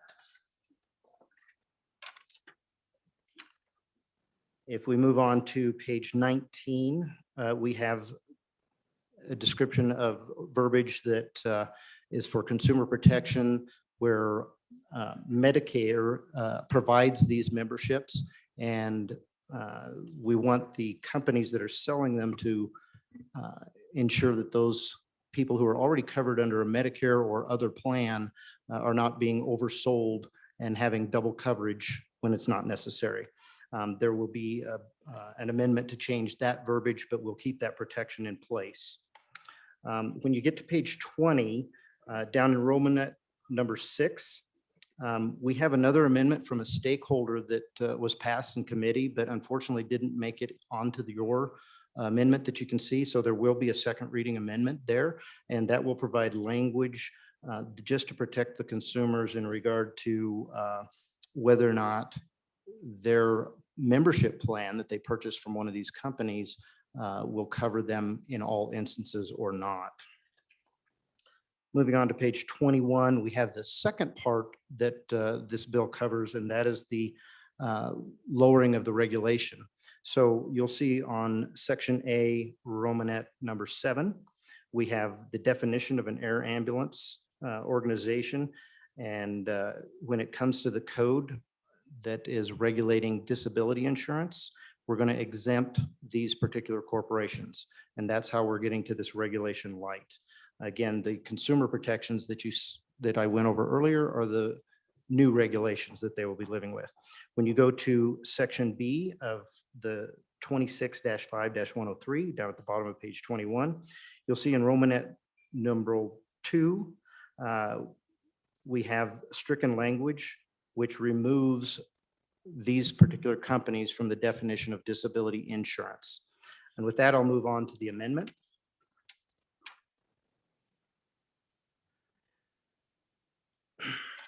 In the amendment, the majority of this amendment is about cleanup language in the statute. And so I'm just going to hit the highlights of what we're really going after here. On page 2, lines 9 through 14, this is important. We have language to match that of other Wyoming statutes so that if a company is found in violation, they will be financially responsible for the investigation. Moving down to line 28, we have adding the definition of the fiscal requirements, and this was brought by one of the stakeholders. And this is language found in other state laws, but it shows that they will have to provide a bond amount and provides a reserve amount and the particular size of that reserve account, just showing fiscal responsibility for these companies to operate in the state of Wyoming. Moving on to page 3 of the amendment. This determines fiscal responsibility to members after a judgment on behalf of a member. And that's lines 5 through 7. Moving down to lines 24 through 28, this allows language to be used to more clearly define the particular business. In the original bill as it sits right now, we have language that cannot be used that describes insurance companies in an effort to not confuse customers. But unfortunately, that language is necessary for these corporations to be able to explain to the customer what they are not. Moving on to page 4, lines 4 through 6, this removes vague language regarding to coverage by Medicare. And it recommends, rather than the corporation explain to the consumer what potential coverage they have, it recommends that they contact Medicare to find out exactly what kind of coverage they have. Lines 15 through 20 removes the air ambulance membership corporation's responsibility to research the customers after they've sold a particular membership to the customer or their other possible coverages. So we push that over to people that would have that information. We ask the customer to contact the Medicare to find out what kind of coverage they might have, or their local government if their local government is providing a membership. Lines 29 through 30 inserts a description of the refund policy. And with that, I will ask for your favorable consideration of the amendment. Any discussion? Speaker Barlow.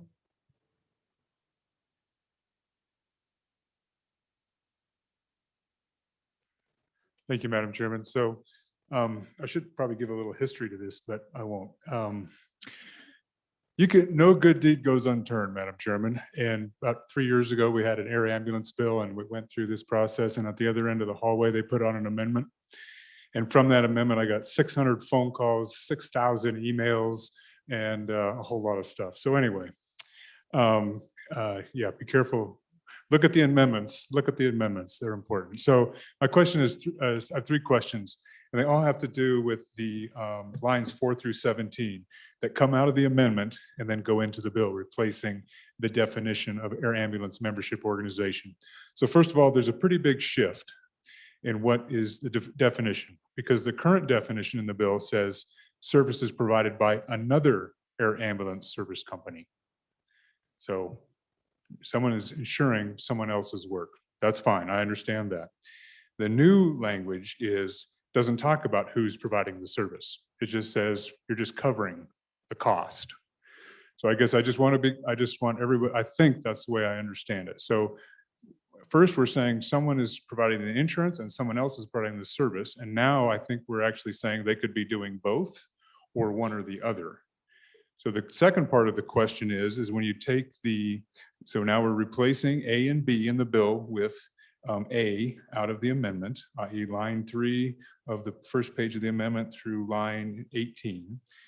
And then, what remains in the bill is on page 3 of the bill, and those who are exempt, who do not apply, who the definition does not apply to. And so this is where I want, and like I said, I'm not saying the good committee hasn't got it right. I just want to be clear that the Romanet 1, top of page 3, says, if you are otherwise subject to the provisions of this, so that must be a solely an insurer, not a service provider. So that's my first question. Is that who we're talking about? And second is Romanet 2, line 5 says, and this remains in the bill, even though the definition above it changes, this remains in the bill. A healthcare provider who provides discounts to patients without any cost or fee. So who provides discounts at no value? So who is this healthcare provider? Because healthcare providers is defined elsewhere in statute. So I just want to know, can a air ambulance membership organization or a air ambulance insurer be a healthcare provider? Because if those two are true, then nobody would be subject to this because they're a healthcare provider if they charge nothing, or if they, so like I said, I know this is getting kind of wonky, but when we change the definition, it really does matter who's accepted. And I just want to understand clearly, and it doesn't have to be in the context of this conversation, but I just want us to be thinking about changing the definition, which was provided by another, to something that is, I think, quite different. So thank you, Madam Chairman. Representative Bear. Thank you, Madam Chairman. The quick answer to the speaker's first question is yes, it is solely an insurance company when it meets that definition.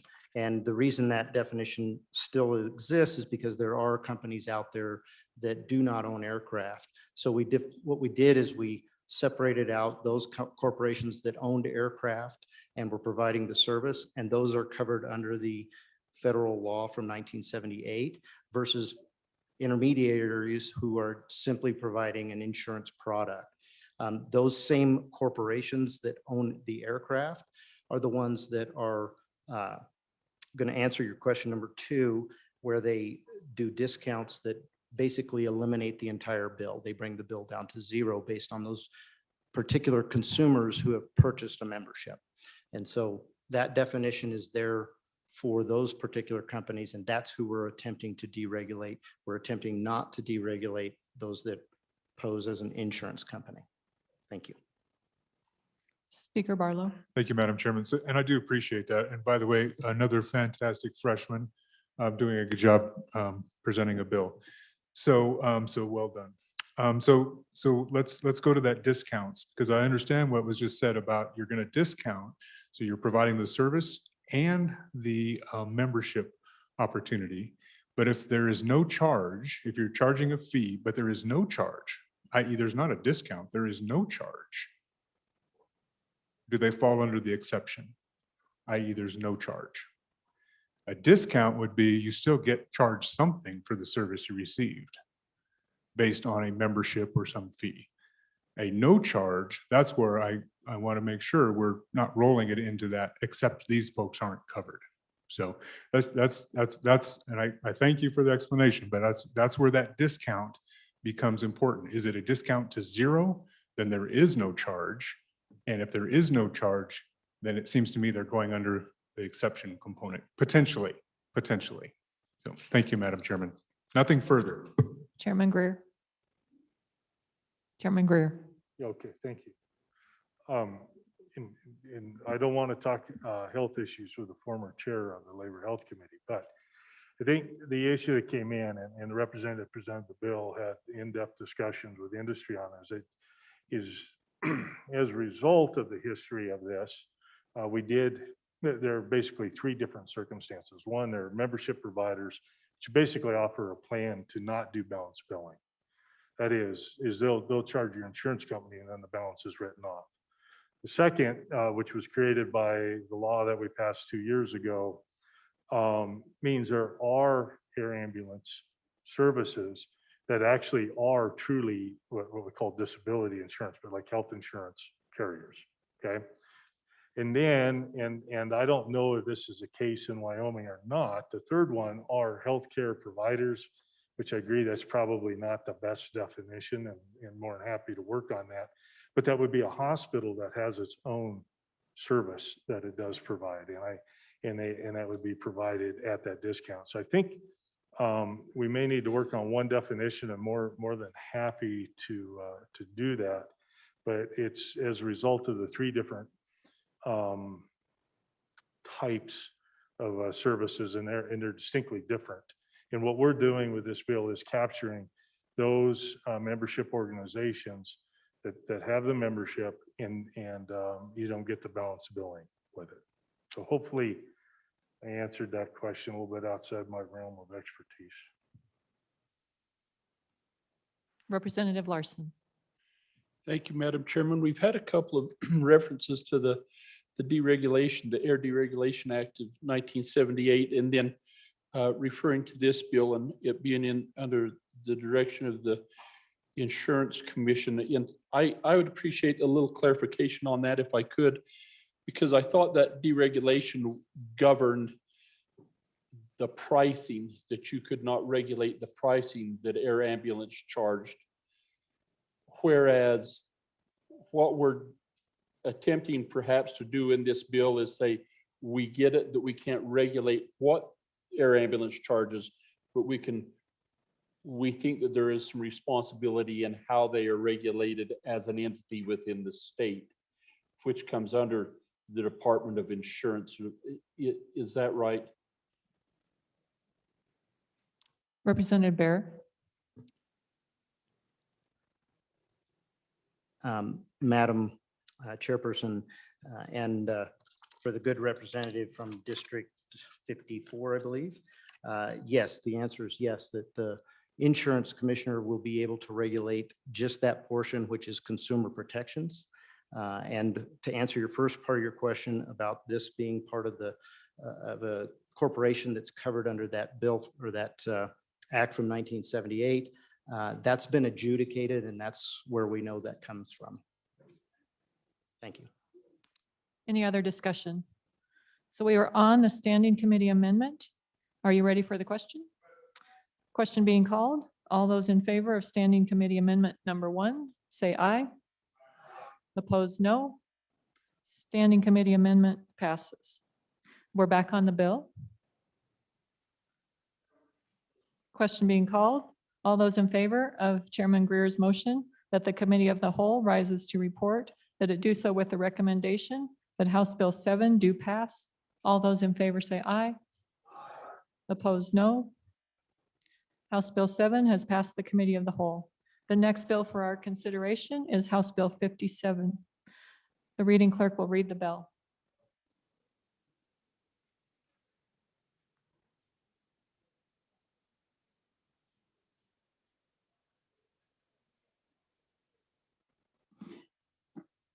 House Bill 57, sponsored by Representative Brown, advanced enrollment, an act relating to K-12 student enrollment. Mr. Speaker, your committee number 4, Education, to whom was referred House Bill 57, advanced enrollment, respectfully reports same back to the House with the recommendation that it do pass. Ayes. Representatives Andrew, Brown, Connolly, Harshman, Nyman, Newsom, Obermiller, Paxton, Summers. Representative Paxton, Chairman. You have heard the reading of the bill. What is your pleasure? Chairman Paxton. Thank you, Madam Chairman.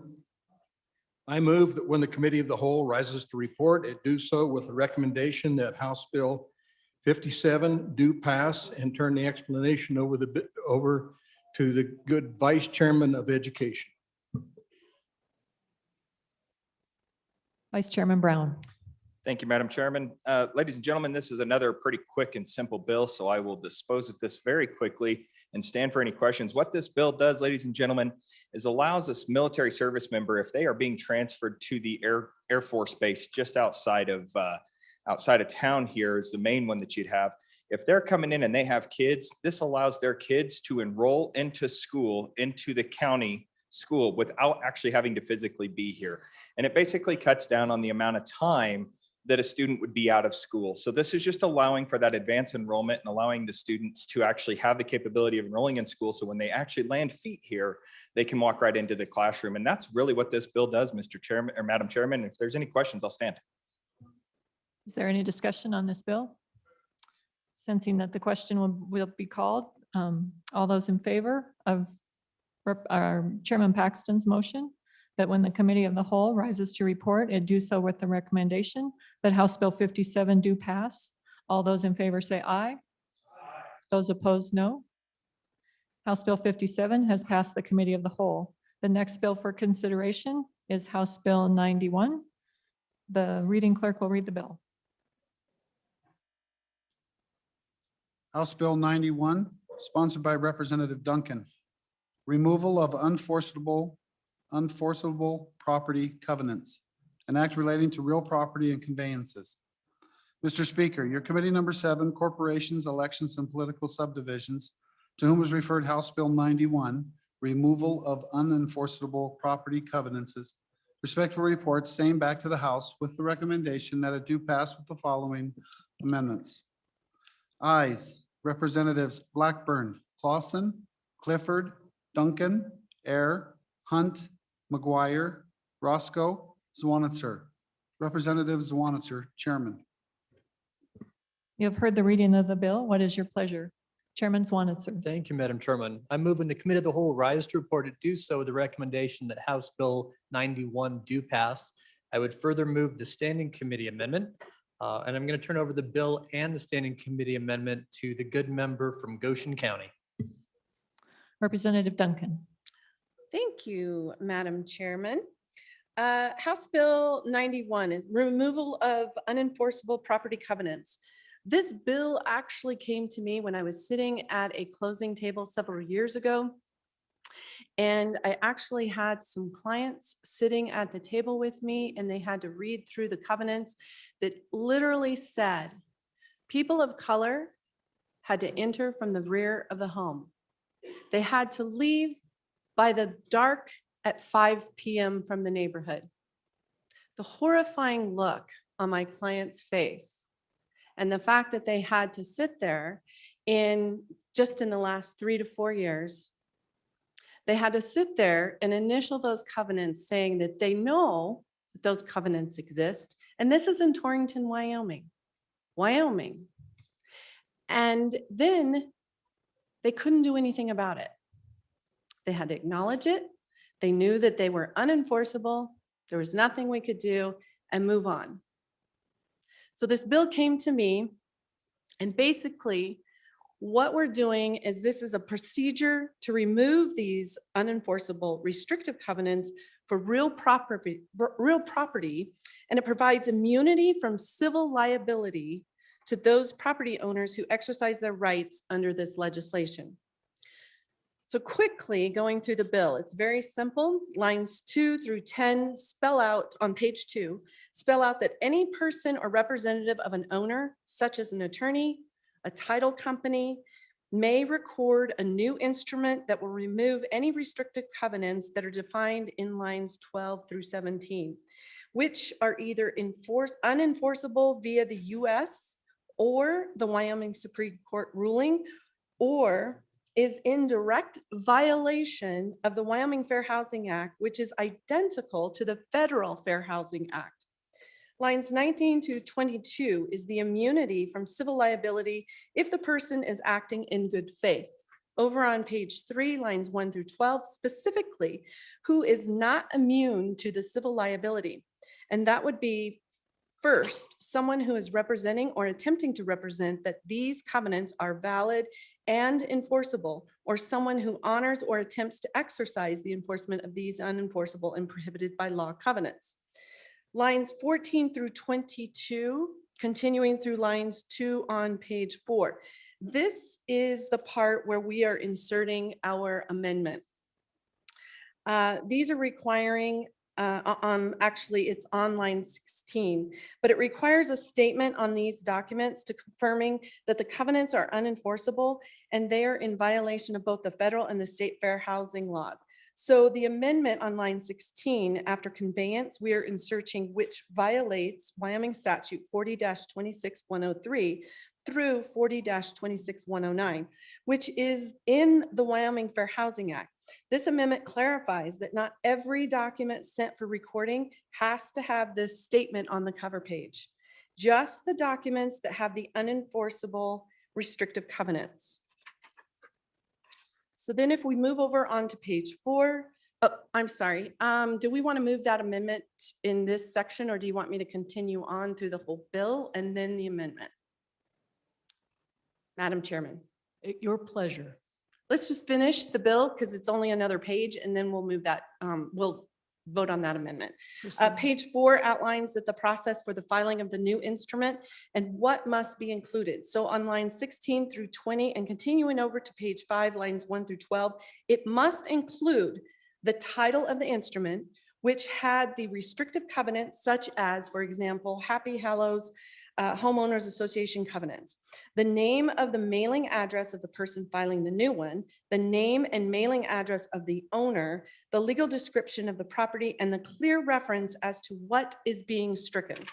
And then finally, on page 5, lines 14 through 17, directs the county clerk to record this new instrument. Madam Chairman, I would like to move our, I think we already moved our amendment. Standing, I think, is it our standing committee? Standing committee amendment number 1. Okay. House Bill number 91. Question having been called, all those in favor of House Standing Committee Amendment 1, vote by saying aye. Opposed, same sign. Standing Committee Amendment 1 passes. You're back on the bill. Question having been called, all those in favor of House. My apologies. Representative Yin. Thank you, Madam Chairman. I don't want to hold it up. I just wanted to say I like the bill. Thank you. Well, thank you, Representative Yin. Question having been, nope. Yes, sir. Please proceed. Thank you, Representative Crago. Thank you, Madam Chairman. I just thought I'd throw out a concern I have about the bill as it's written. I think the bill's a good idea, and I think we should move forward, but I also think we need to consider a possible second reading amendment, because I see this bill as an opportunity for people to abuse the process. I could see somebody rolling into our local county courthouse, filing an amendment to covenants with outside the meaning of what we're trying to do within the bill. And so I think there should be some sort of punishment or prohibitive language put in the bill to prevent people from doing that.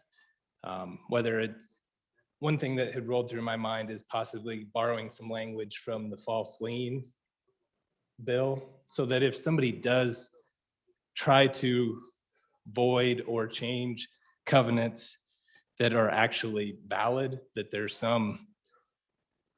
some skin in the game, so to speak, and they don't just willy-nilly run into the courthouse and try to change covenants that are otherwise valid and enforceable. Thank you, Madam Chairman. Thank you, Representative Crago. Representative Duncan. Thank you, Madam Chairman. Just to really, the bill is very, very narrow and very specific. So to address your concern, I want to make sure that you understand the federal and the Wyoming Fair Housing Act only applies to those specific categories within the fair housing. So that would be those that are in violation of familial status, sex, national origin, race, color, religion. So you cannot discriminate against someone for their religion. You cannot discriminate against someone for their color, their national origin. You cannot discriminate against someone for being a woman. You cannot discriminate for someone because they have children when it comes to housing. So keep in mind, this has to do with housing, nothing else. It has to do with covenants, having restriction within the neighborhood subdivision, having to do with housing. That's what this is about, and that's what the fair housing for Wyoming and for the federal statute is about.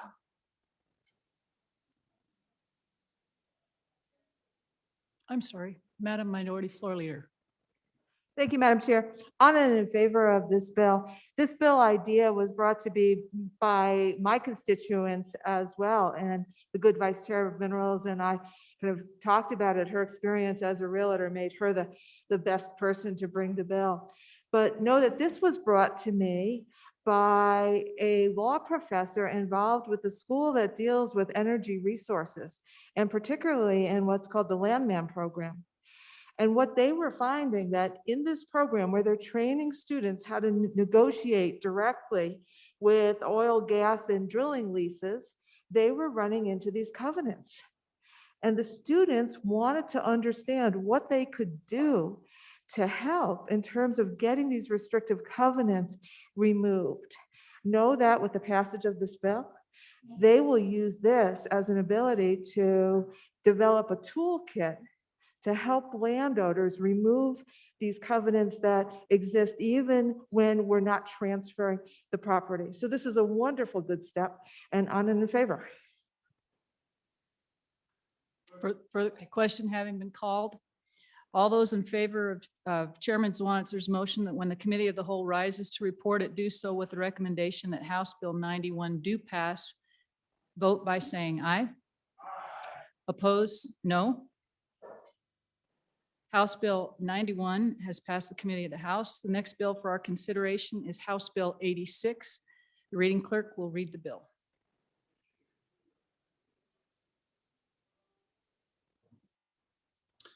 House Bill 86, sponsored by Representative Newsom. Off-road recreational vehicle registration authorized. An act relating to motor vehicles. Mr. Speaker, your committee number 6, Travel, Recreation, Wildlife, and Cultural Resources, to whom was referred House Bill 86, Off-Road Recreational Vehicles Registration Authorized, respectfully report same back to the House with the recommendation that it do pass. Ayes, Representatives Banks, Flintner, Haroldson, Hunt, Knapp, Newsom, Sweeney, Winter. Noes, Representatives Jennings. Representative Flintner, Chairman. You've heard the reading of the bill. What is your pleasure, Vice Chairman Newsom? Thank you, Madam Chairman. I will take the bill. Let's see. I move that when the committee of the whole rises to report it, do so with the recommendation that House Bill 86 do pass. There is an amendment as well, which I will go through as I go through the bill, and I move that when the committee of the whole rises to report it, do so with the recommendation that the amendment does pass as well. So I will bring you House Bill 86. The problem we're trying to solve is the inconsistent licensing of off-road motorcycles, also known as dirt bikes. This bill would give clear direction to our county clerks and treasurers on the licensing of off-road motorcycles that are equipped with a proper safety equipment. In 2007, the legislature authorized the licensing of multi-purpose vehicles, and this bill mirrors the statutes that allow multi-purpose vehicles to be licensed. In my county, we have a large population of off-road users, and with the makeup of our county, we often have people operating off-road vehicles legally on public lands, but then drive a portion of public road illegally to get to another section of public land. Another issue for our citizens and visitors is that the U.S. Forest, or is that the department that takes care of our forests assimilates our statutes when it comes to vehicle enforcement. So for example, if a person is operating a four-wheeler or a side-by-side or a motorcycle on any Forest Service road, it has to be registered. A great deal of complaints are received by the sheriff's office and because citizens are confused why they can't ride their off-road vehicles on a Forest Service road. Lastly, many residents in my county register their off-road vehicles in the state north of us because they can't register them in our state. So let's walk through the bill. Page 1 lays out the intent of the bill, which is to give the county clerks and treasurers authorization to license off-road motorcycles, also known as dirt bikes, given that they have the proper safety equipment. Page 1, line 10 starts with the creation of a new statute. As we move to page 2, line 1 defines motorcycles that may be registered. Keep in mind that there is no requirement for these off-road motorcycles to be registered. It is at the pleasure of the owner. Line 5, on line 5 of page 2, it lays out the conditions that must be met before an off-road motorcycle can be licensed, and these mirror those of our ATVs. The owner must wish that the license the motorcycle. The vehicle is ridden primarily off-road. The vehicle is titled in Wyoming, and the applicant has certified on a form created that the vehicle has the required safety equipment. The form that is used for ATVs would be adjusted to allow the licensing of these dirt bikes. Page 3, the registration fees would be the same as for other motorcycles, and the registration would expire upon transfer of ownership. Then as we go into line 15 and down to page 4, it describes the safety equipment. So it defines, page 4, line 18 defines the proper placement of license plates. Once again, off-road motorcycles on page 5, line 11 state that it's not required to be licensed.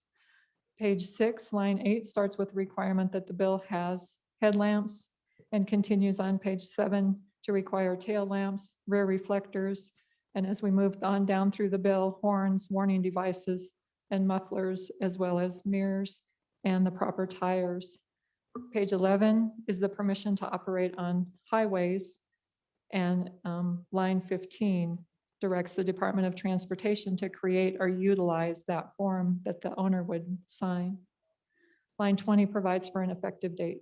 Then as we move to the amendment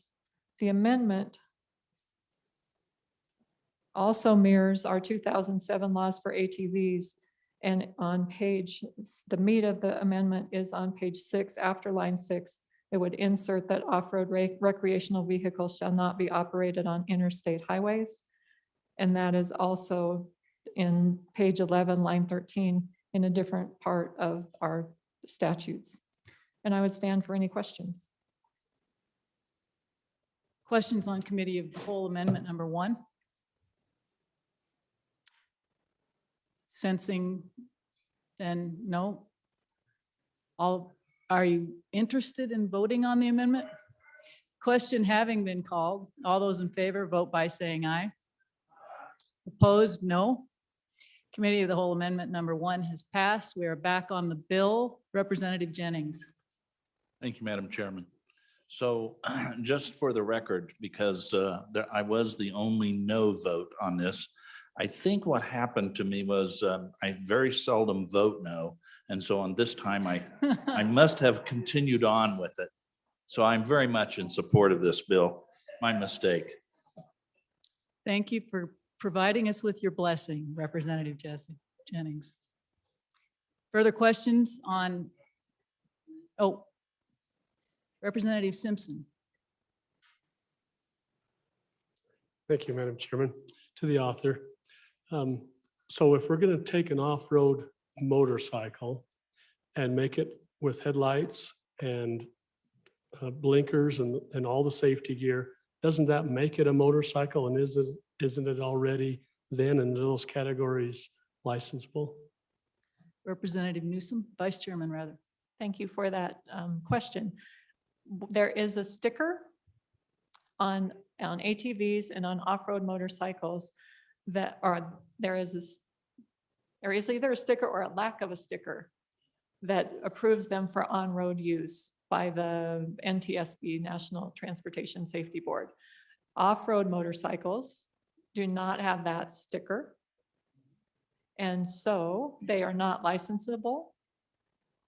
other than if we make this law. So ATVs do not have that sticker as well. And that's how we allow them to be on our roads. So requiring that safety. So there are two models of motorcycle. They're exactly the same, except for one has all the safety equipment and the other one doesn't. Other than that, they are exactly the same. So if you add the safety equipment that is equal to the one that is approved for on-road use by the federal government, and the other one is not. So that's what this solves. It's the same as our ATVs. They are not approved federally for use on roads, but with our laws, we can make them federally, we can make them so that it is okay to have them on our streets. Follow up, Representative Simpson. Thank you, Madam Chairman. So let me make sure I'm clear. So a regular motorcycle that drives on the streets is going to get a license plate like it normally does. But these types of off-road vehicles you're talking about, a motorcycle, we're going to make them safer. They're going to get a sticker, not a license plate, and therefore they're able to travel on federal grounds. What about county roads? Are they going to be licensed to travel on our county roads? Vice Chairman Newsom. Thank you. I'm sorry that I was not clear enough. These motorcycles will get license plates, just like our ATVs have license plates. The sticker just has to do with why we have to have this law, so that we in Wyoming make it legal for those dirt bikes to have license plates and to be registered, given that they have the proper safety equipment. Representative Haroldson. Thank you, Madam Chair. Also, just to clarify for the good representative, it's actually a branding on the title or a nomenclature on the title of dirt for dirt bikes. And then there is, and I don't remember exactly what the other one was, but that if it has that dirt nomenclature on the title, it cannot be licensed in the state of Wyoming currently. And that's where it also comes with that sticker, but it's also that dirt nomenclature on the title. So we are asking that if we were to pass this, that we would have the opportunity and the ability to then license dirt bikes as long as they met all of the safety criteria of the enduro style or the multi-sport bike. Thank you very much, Madam. Chairman Olson. Thank you, Madam Chairman. To the good Vice Chairwoman, this sticker, does it bear the emblem of the bucking horse and rider? Thank you. Further questions? No, it does not, because it is a federal sticker. Further questions or comments? Question having been called, all those in favor of Vice Chairman Newsom's motion that when the committee of the whole rises to report it, do so with the recommendation that House Bill 86 do pass, vote by saying aye. Opposed, no. House Bill 86 has passed the committee of the whole. The next bill for our consideration is House Bill 105. The reading clerk will read the bill.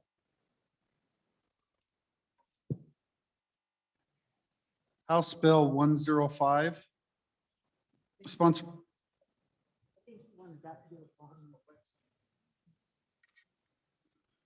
We will take a pause and seat.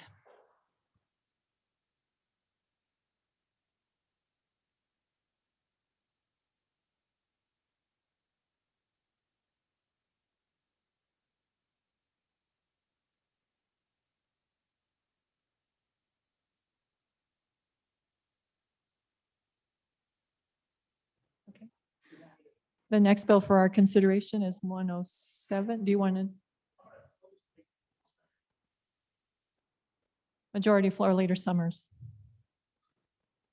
Madam Chairperson, thank you. And so basically what we have left today will be House Bill 107 and House Bill 75, and then that'll be the cutoff for today. Thank you. So our next bill is House Bill 107. The reading clerk will read the bill. House Bill 107, sponsored by Representative Henderson. Retirement System Efficient Disbursement Method, an act relating to the state retirement system. Mr. Speaker, your committee number 2 appropriations, to whom was referred House Bill 107, Retirement System Efficient Disbursement Method. Respectfully report same back to the House with the recommendation that it do pass with the following amendments. Ayes, Representatives Kinner, Larson Lloyd, Nicholas, Schwartz, Simpson, Stith, Walters. Representative Larson Lloyd, Chairman. You have heard the reading of the bill. What is your pleasure? Representative Henderson.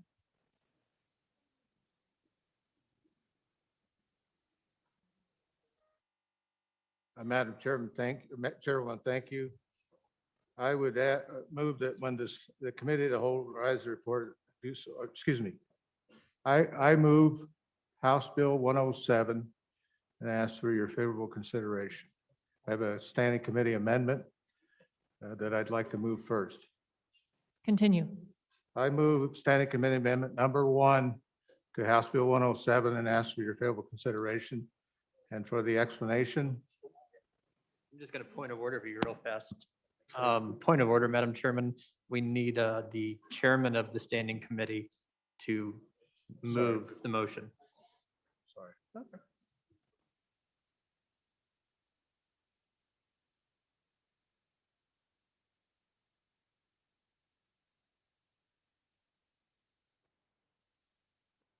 Chairman Nicholas.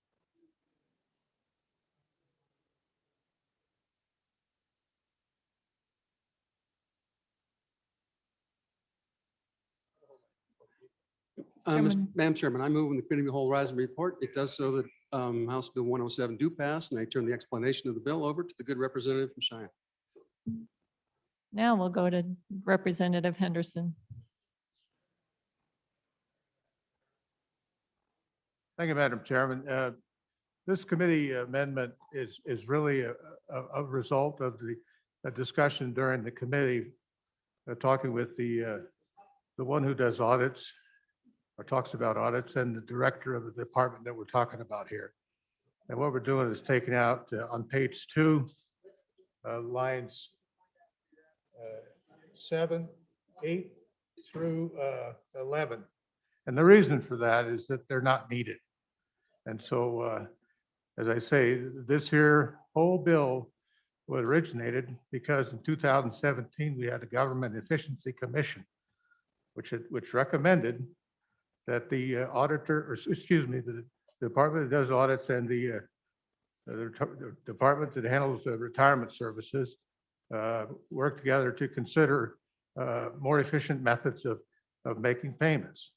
This bill provides for the Attorney General to provide a legal review, but it also provides for the state auditor to have the final say on whether that payment method is going to be used.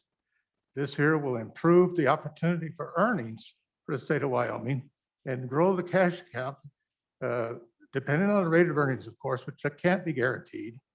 But this is basically enabling the process where they can make a payment from the custody bank and save the time frame between moving the millions of dollars into the account to having them available to go out to the beneficiaries.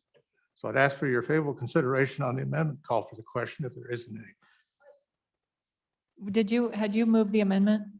I thought I did, but I'll move it again. Okay. Uh, Oh, it needs to be Chairman Nicholas since it's his amendment. Yes. Okay. I move standing committee amendment number 1. No, I think Chairman Nicholas has to do that. Madam Chairman, I move the standing committee amendment number 1 to House Bill 107 and request your favorable consideration. And you can. Is Okay, there any- may I? Is there any discussion on the amendment? You've heard the motion on the standing committee amendment. All those in favor say aye. Aye. Opposed, no. Standing committee amendment number 1 passes. We are back on the bill. Question on the bill? Representative Schwartz. Thank you, Madam Chairman. I just have a question and it came up in committee. And I just want, I need to know if we have to run an amendment later on because it says the state auditor may approve an alternative. And my concern is hypothetically, there could be an instance where the state auditor may not approve an alternative, maybe not in the best interest of the state. And how would that be resolved? Representative Henderson. Madam Chairman, thank you. And thank my good colleague from the land of the beautiful hills for his question. He's quite right. This did come up during the committee hearing. And if it's a situation where it's not in the best interest of the state, well, then that's why the auditor would have the authority to decline using that method. But if you're talking about clarifying the language specifically as to the meaning of alternative method, I'd certainly be open to entertaining that for a second reading amendment, sir. Any other discussion on the bill? The question being called. All those in favor of Chairman Nicholas's motion that when the committee of the whole rises to report, it do so with the recommendation that bill number 107 do pass. All those in favor say aye. Opposed, no.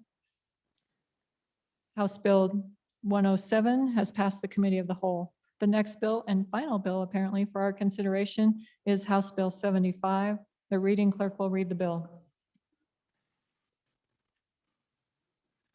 House Bill 75, sponsored by Representative Gray, voter fraud prevention, an act relating to elections. Mr. Speaker, your committee number 7, corporations, elections, and political subdivisions, to whom was referred House Bill 75, voter fraud prevention, respectfully report same back to the House with the recommendation that it do pass with the following amendment. Ayes, Representatives Blackburn, Duncan, Air, Hunt, McGuire, Swanitzer. Noes, Representatives Clausen, Clifford, Roscoe. Representative Swanitzer, Chairman. You have heard the reading of the bill. What is your pleasure? Chairman Swanitzer. Thank you, Madam Chairman. I move when the committee of the whole rise to report it do so with the recommendation that House Bill 75 do pass. There is a standing committee amendment that I'll move at this time, but I will turn over the management of the bill to the good representative from the center of the state and then talk about the standing committee amendment at the appropriate time. Representative Gray. Thank you, Madam Chairman, and thank you, the chairman of the committee. So we'll go through the bill first, and then I will turn it back over to the chairman of the committee for the standing committee amendment. House Bill 75, voter fraud prevention, is a voter ID bill. Voter ID is a step in keeping our election statutes tight and ensuring that there is an environment where it is more difficult to commit fraud. It's a best practices issue. And this bill also will ensure confidence in our elections. We've worked with the Secretary of State, AARP, and the Clerks Association on the language of this bill. I'd like to go through the bill now. Page 2, line 18, you can see the bill amends in for the purposes of voter registration that one identification is adequate proof of identity. So it bifurcates out registration versus identification. And then you move to page 3, that's where it talks about lines 1 through 3. It says that when voting in person, the following types of ID will be allowed. This is really the heart of the bill, and I do think it's where the amendment comes in. So first is a Wyoming driver's license. That's the first ID, and note that statute does include the digital ID that was passed. I believe it was 2 years ago, maybe it was 1. Second was the tribal ID card. There is an amendment coming on that I think we're going to have some discussion on. This is pursuant to the tribal ID that was passed last year. The third one is a Wyoming ID card issued under WS 318-101. So that's one of the things we worked with the organization with 4 letters, starting with 2 A's. That is a way if someone has renounced their license or no longer has a license, they'll be able to get a Wyoming ID card, which is currently issued under statute. That is allowed for voter ID. Fourth is a U.S. passport. Fifth is a U.S. military card. And 6, this is the other provision that we worked with on, with the organization that starts with two A's, valid Medicare insurance card. And this is repealed at the end of the decade. It is the one exception on photo ID in this bill, but the thought is that we phase in for those that have already renounced. They can use their Medicare card. Then at the end of the decade, that is repealed. And also you will note at the end of the bill, people that the current applications that are going out from YDOT will note that you need ID for voting, and give them the option, if they do decide to renounce, to get a Wyoming ID card, and that will be in the YDOT application. And there are some amendments coming on that the committee discussed, and I think it is good for us to have that discussion on the floor too, vibrant discussion on the definition of the identification. Moving to page 4, lines 3 through 9, this is where it lays out that a person votes only if a person presents acceptable identification when voting in person, either early or on the day of the election. This does not include absentees. So it's voting in person earlier on the day of the election. They do not show ID, they can vote a provisional, and pursuant to statute 2250 and 105, they have that period of time, that 48 hours to go in and validate their ballot with acceptable ID. Line 17 through 23, this lays out that the voter ID requirement does not apply to absentee ballots, makes that clear. Then moving to page 5, lines 7 through 9, that amended language lays out that an individual may be challenged for failing to show an acceptable ID. And page 5, lines 19 through 23, this language directs YDOT in the renewal application for a driver's license that they will need to show. It directs them to say in that application that an individual will need to show acceptable ID in order to vote. And if they do not wish to renew, they can attain a Wyoming ID card to satisfy that requirement. In conclusion, this is about ensuring our state's place as the gold standard of the country, and making sure our state believes in our elections, which is essential. Thank you. So I turn it back over to the committee chairman on the amendment discussion. Thank you. Chairman, Speaker Barlow. Thank you, Madam Chairman. So I have a question on page 3 of the bill, and I know there's an amendment coming to some of this, but on page 3 of the bill, we have the different types of identification. And for 2 of them, we use the word valid. Valid United States passport, valid Medicare card. So I guess my inquiry is, one, who determines the validation of that? Who validates that card? Apparently we're at the poll. Someone in some county clerks or polling has to do that. So my question is, so that's one question. The second question is under the definition of a Wyoming driver license, Romanet 1, and I didn't look this up because I assume it, but I want to make sure it's clear, or I want to make sure I understand it. 2, 3, and 4, where there is nothing that says a valid ID. Are we talking about a current ID? Should there be some descriptor saying that this is a current or valid, or some way to know that? I mean, I've still got my military ID from when I got out of the service. I don't have a Medicare card though. Thank you very much, Madam Chairman. But it's coming. I do have the application for the organization with 2 A's and 2 other letters. So this is my question is, does the statutory references for Romanet 1, 2, and 3, and then the military ID card, is there a presumption that they are current and also valid if somebody presents them? Thank you, Madam Chairman.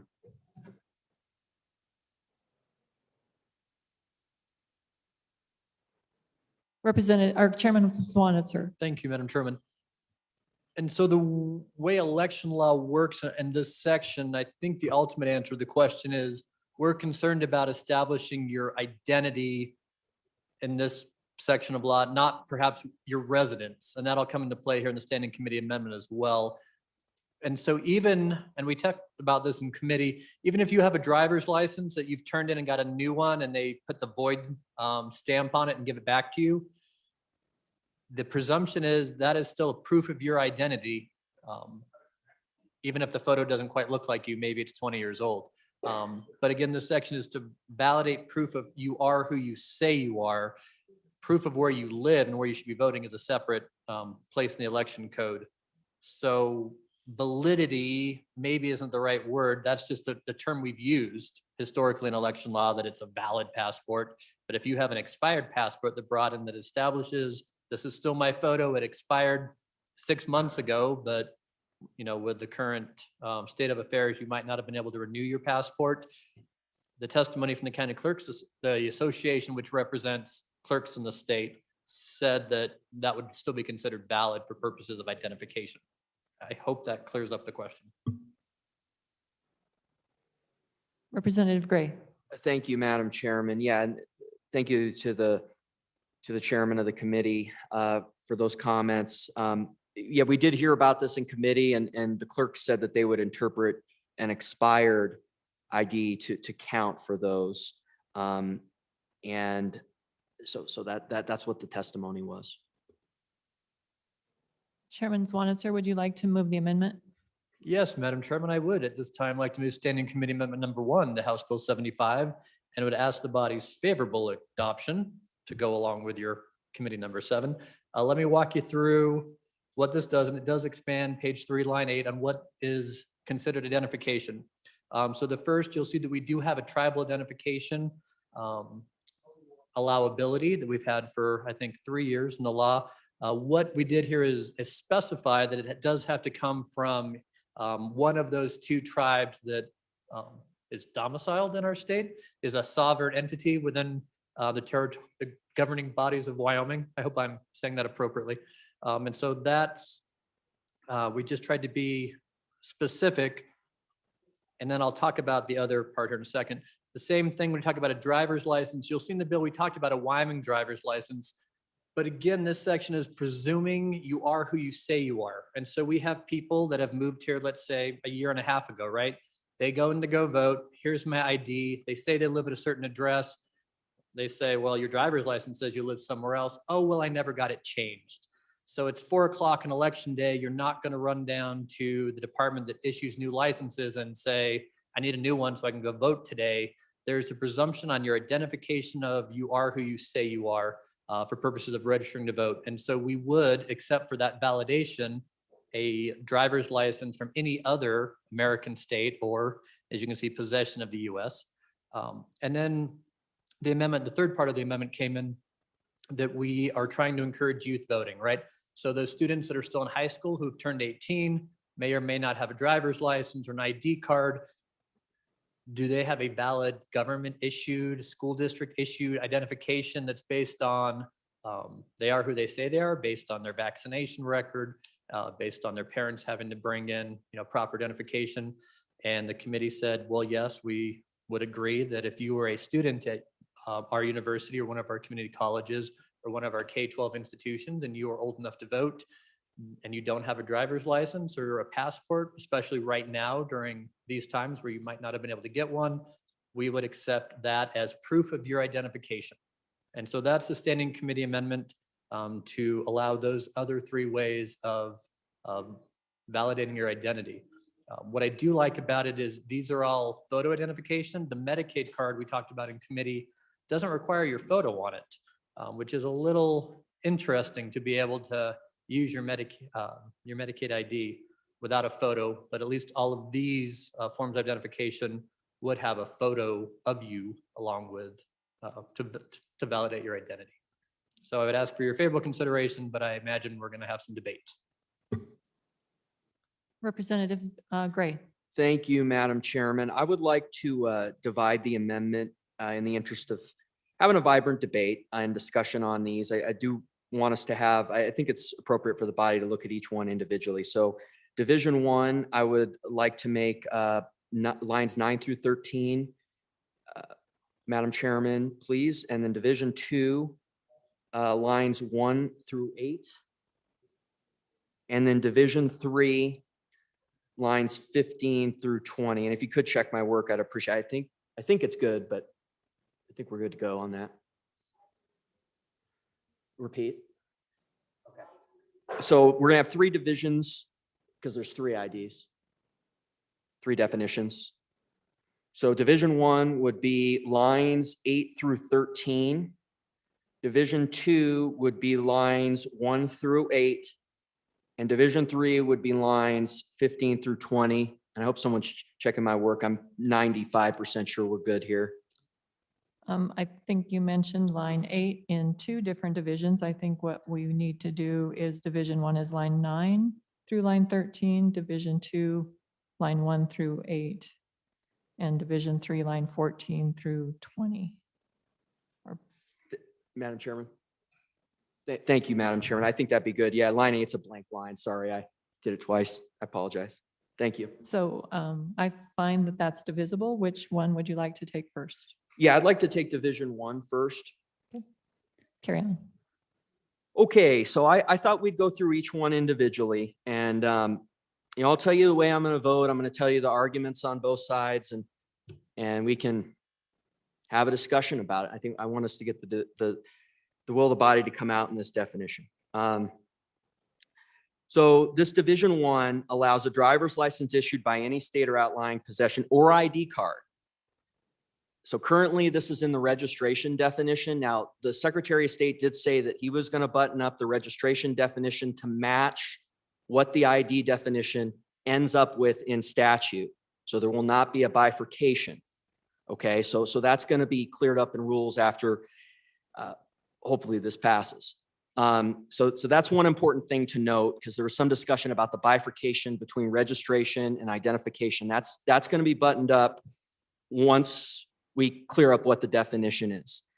But this one allows any state. And the argument from the clerks is that there's a lot of individuals that come into the state that move, and currently in state statute, they can hold their ID from another state for a year. And that's their argument. I'm going to be voting no on this. I think we've got the ID card in there to handle that issue. And I'm a little concerned because we don't have a residency cutoff that someone could just drive in and say, hey, I saw something in the paper that was a job I wanted to apply for and be able to vote. And right now we don't have a residency cutoff, a day cutoff, which anyway, is a little bit of a different issue. So I'm going to be voting no on this. I appreciate, I think we're going to have another representative talk a little bit about this, but those are the arguments on both sides, and hope the will of the body comes out here. Thank you. Is there more discussion? Representative Simpson. Thank you, Madam Chair. I'm going to speak on and against Division number 1, and this is why. Folks, as we make an effort in the state of Wyoming to reach a level of plateau where we can criticize other states for not managing the fraud that goes on in those other states, we need to clean up our own act. And this is what this bill is all about.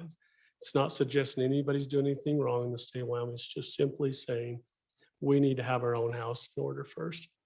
And so this particular item is a real challenge. I want you to envision when you went to the polls this last fall, the sweet people that come and run those elections are, sometimes they do it for free. Sometimes it's $50, $75 a day for them to sit there. And here's the challenge. They're telling me they want voter identification. They want to know who that person is that's standing in front of them. However, when we expand this division allows a driver's license from Puerto Rico, allows a driver's license from New York City, California, anywhere. And they stand there and those IDs will have a vote photo, so they'll be able to say that it does look like that. But the real problem is that person that's working the elections is not an experienced person to recognize fraudulent identifications. They recognize Wyoming driver's licenses real easy. They know exactly what those look like. But it's going to be easy for a person who wants to commit fraud to step up there with an out-of-state driver's license that looks like anything in the world and suggest that it's from North Carolina. And that person's probably going to have to say, okay, it looks real. I recognize there's a little bit of a challenge with people that are just barely moving to the state. They want to vote, but guess what? They can go get an ID card from Transportation Department, or they can bring brain fade, a passport. Thank you. They can bring their passport. There's other ways to do it if they really want to vote. But I think we owe it to the election judges to be able to say, here's one identification and not allow 50 or 60 other potentials, because I think it doesn't introduce fraud. So I encourage you to vote no on this division. Representative Yin. Madam Chairman, I think with regards to the concern over how do you validate a driver's license, I do it every time I go to the airport in Jackson Hole and I fly out, right? They check my driver's license regardless of what state it is. I don't think it's that hard to verify a valid driver's license. If we're talking about security, it's literally done for the security of air travel. I'm confused on why we would not allow people who have moved to Wyoming to participate in our elections if they're a valid citizen and a valid resident. So I don't think it's necessary to ask them to pay for a $100+ passport if they may not have it, just so they can vote in our state. So I would urge you to vote yes in the amendment in the division. Thank you, Madam Chairman. Representative Washut. Thank you, Madam Chair. I just invite all the members to go online with your computer right now and do a search for fake IDs. There are websites out there where you can procure false identification, and according to my underage son, they look really good. So I think that the Wyoming driver's license is real important. We're not talking about trained TSA agents or folks who check IDs on a regular basis. We're talking about election judges who volunteer or work once a year in this capacity. And so I think the Wyoming driver's license is sound, and I urge you to vote no on this amendment.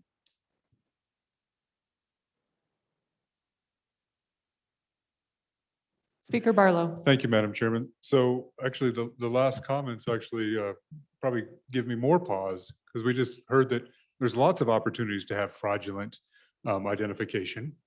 And it doesn't seem like all of a sudden, because you have a Wyoming license, you are maybe not prone to being able to get one. And that takes me back to my comments on the original. My original question was, how can a valid ID from any other state be less informative than one who may be one that's completely out of date and has void stamped through it and is weather checked and been in somebody's wallet for the last 40 years or in their, wherever they store things, and is very difficult to tell anything. How can that be more less valid than the other? So I think, this is exactly, and look, my name's on this bill, but let's get the bill right. And I think that's exactly the point I'm bringing up with validity. A valid out-of-state license is not okay as the argument right now, but something that is stamped void and 40 years old, all of a sudden is valid in Wyoming. Let's be consistent about this, folks. That's my concern. Let's be consistent. And by the way, you can still get a fraudulent ID that says Wyoming, apparently, if I go on that worldwide thing. Thank you, Madam Chairman. Representative Gray.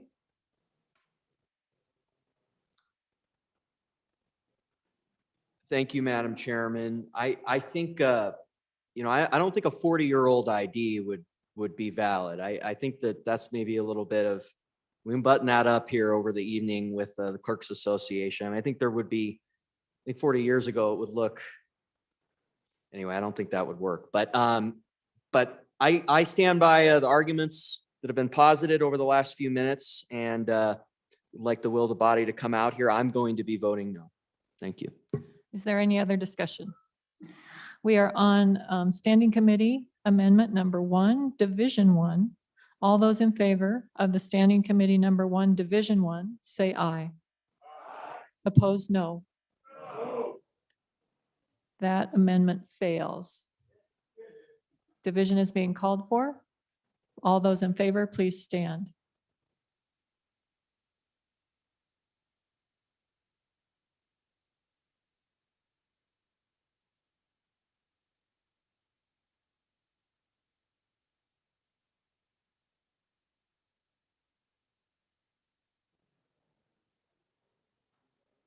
All those opposed, please stand.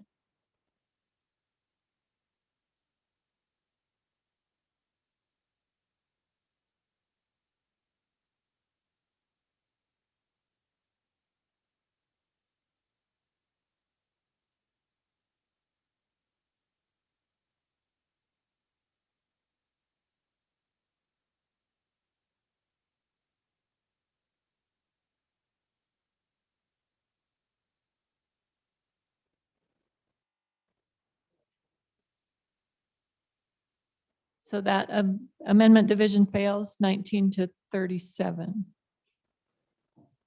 We will move on to Division 2, Representative Gray. Thank you, Madam Chairman. Division 2. So a little background on this division. Last year, this body passed a statute on a new provision allowing registration with this new tribal ID. And since that time, there has been difficulty in the adoption of this ID. I talked to the clerk up in Fremont County, very kind person, and apparently is about 8 or 9 individuals that have attained that new ID. So this was an amendment brought by the representative from House District 33 to allow the old form of tribal ID to be allowed for purposes of identification. And I have 2 concerns on this amendment. One is if this isn't being adopted, then I mean, the will of the body was that we were going to have this new ID, and that was going to be okay for purpose of registration, and that's not being adopted. So now we're grandfathering in this old ID. And I just think there's issues with that. The other issue I have with this amendment, and this could be a future amendment if the body decides to adopt it, to just delete this portion, is the or other federally recognized Indian tribe. And that's outside of the 2 tribes in Wyoming. So the argument is going to be that there's other members from other tribes that live in Wyoming, but I'm a little concerned about that language. So I'm going to be voting no on this one, but look forward to the vibrant debate on this one as well. Thank you. Representative Larson. Thank you, Madam Chairman, and I've had to kind of do some digging, and here's the difference between the old ID and what we passed last year. In order for me to go in, if I was an enrolled member of one of the tribes on the Wind River Reservation, I'd have to go in with this new ID that is passed, and it'd have to have the last 4 numbers of my social security number on it, okay? What we're saying in this bill is a voter ID for you to look at me and say who I am. There's a photo ID or whatever, that they can use their old tribal ID. Doesn't have the 4 numbers of their social security on it. And it's kind of the same discussion we were having in my mind. If I was a member of one of the tribes on the Wind River Reservation, and my wife, whom I was a member of a tribe from another reservation, and had her tribal ID for the tribe that she belonged to, why would that not validate who she was? Makes sense to me. Now, so I think to exclude that by saying no, it can only be from within the tribes here in Wyoming doesn't make sense, because we're just trying to hold it up and say, yep, that's Lloyd, or yep, that's Representative so-and-so. And so I think we need to be careful that we don't become too restrictive. If we want to identify people, we want people to vote.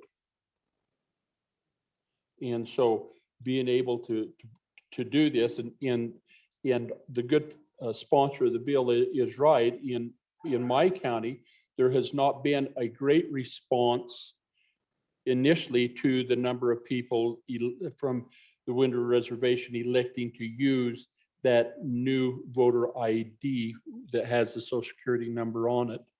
They can provide it. There has been some. But in all things, you know, even my last four numbers with social security, I don't like to give out, but that was the requirement that we put on them. And so I think it's been a little slow. It may grow, but for right now it hasn't. So I like this change in language and would encourage you to support this portion of the amendment. Any other discussion? Representative Connolly. Thank you, Madam Chairman. On and in favor of this section. Know that what 22, last year, we made the decision that it was important that tribal IDs be eligible for valid identification. I shouldn't use the word valid, but for identification for voting purposes. That was really important to us. But we shoehorned it into the 2022-3-103 A6B. We didn't need to do that. This is a good fix from what we did last year because we wanted to assure that our tribal members had access to the polls like everyone else and used their tribal IDs that are so important to them. Also, know that even though we're just on this division, the next division doesn't include in it this 22-3-103 A6B. So by voting yes on this amendment, it also leads into our discussion of the next division as well. So on and in favor. Any other discussion? Representative Yin. Thank you, Madam Chairwoman. I just want to ask one question of the fine representative who is opposing the division and is the bringer of the bill. You said it's concerning to allow tribal IDs from other members of other enrolled nations. And I was just wondering if you could elaborate on what is concerning about that. Thank you, Madam Chairman. Representative Gray.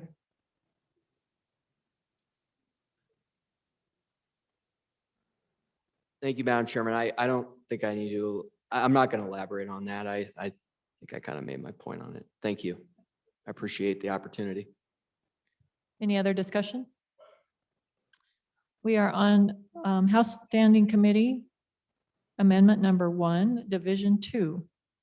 All those in favor of the House Standing Committee Amendment 1, Division 2, say aye. Aye. Opposed, no. The division having been called, all those in favor, please stand.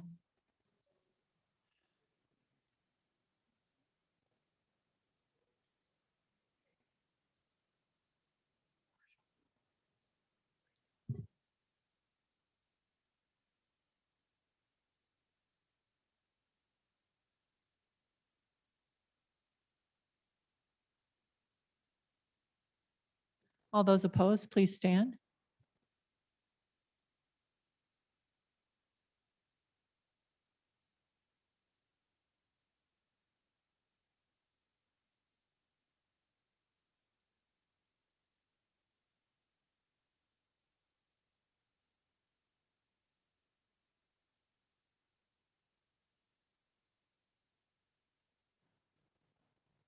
The vote was 28-24.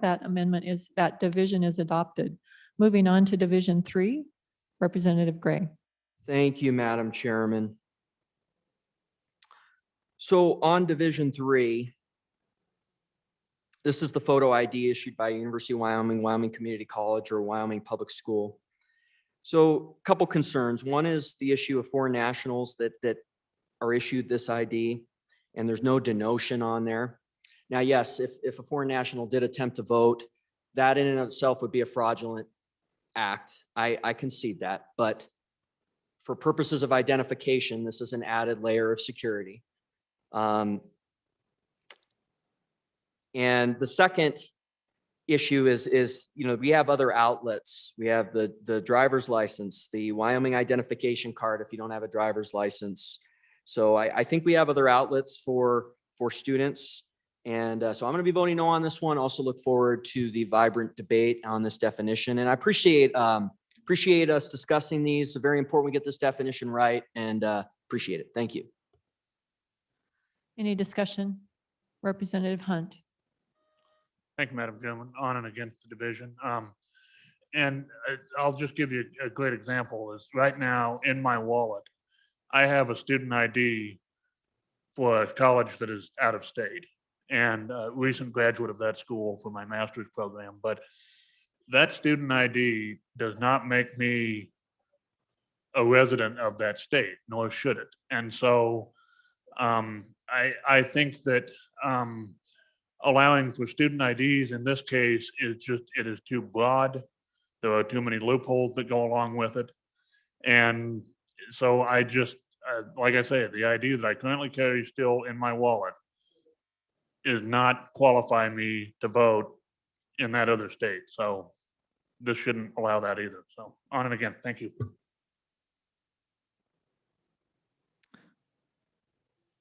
Representative Larson.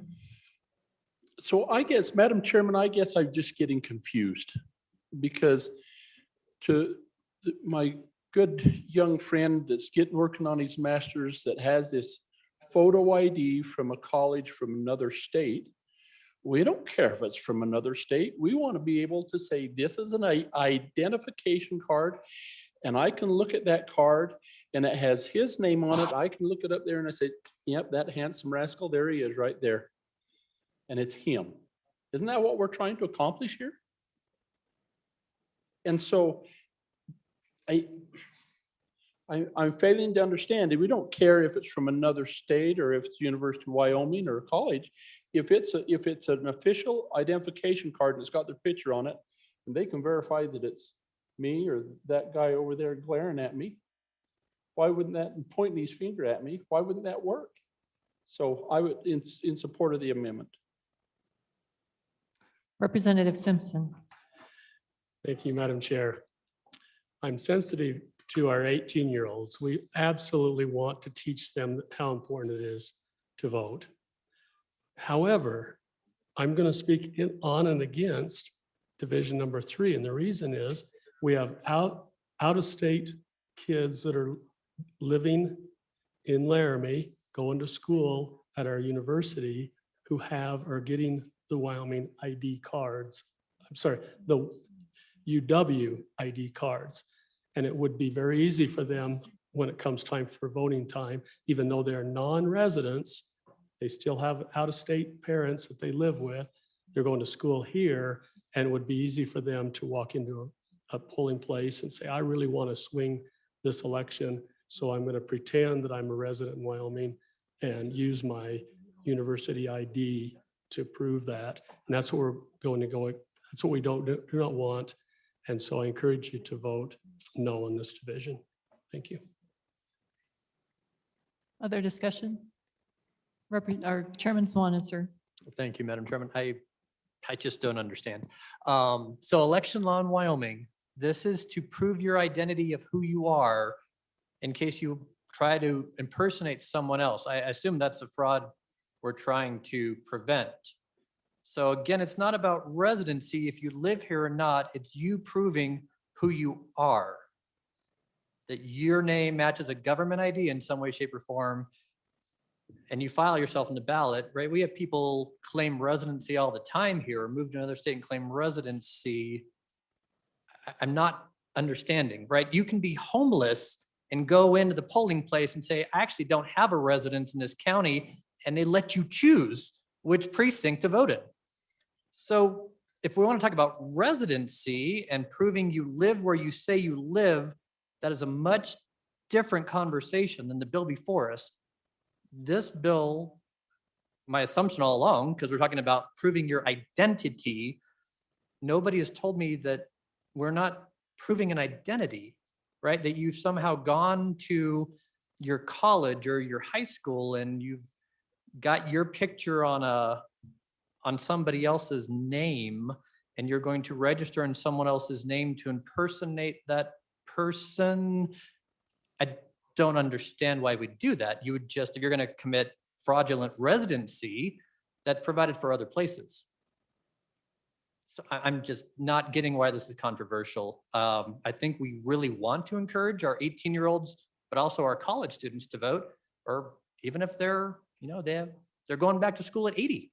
That's great. Maybe they don't have a driver's license. Maybe I taught at community college. I had people in their 60s in my courses that one of them was transported in. And I think that's really what we're trying to address.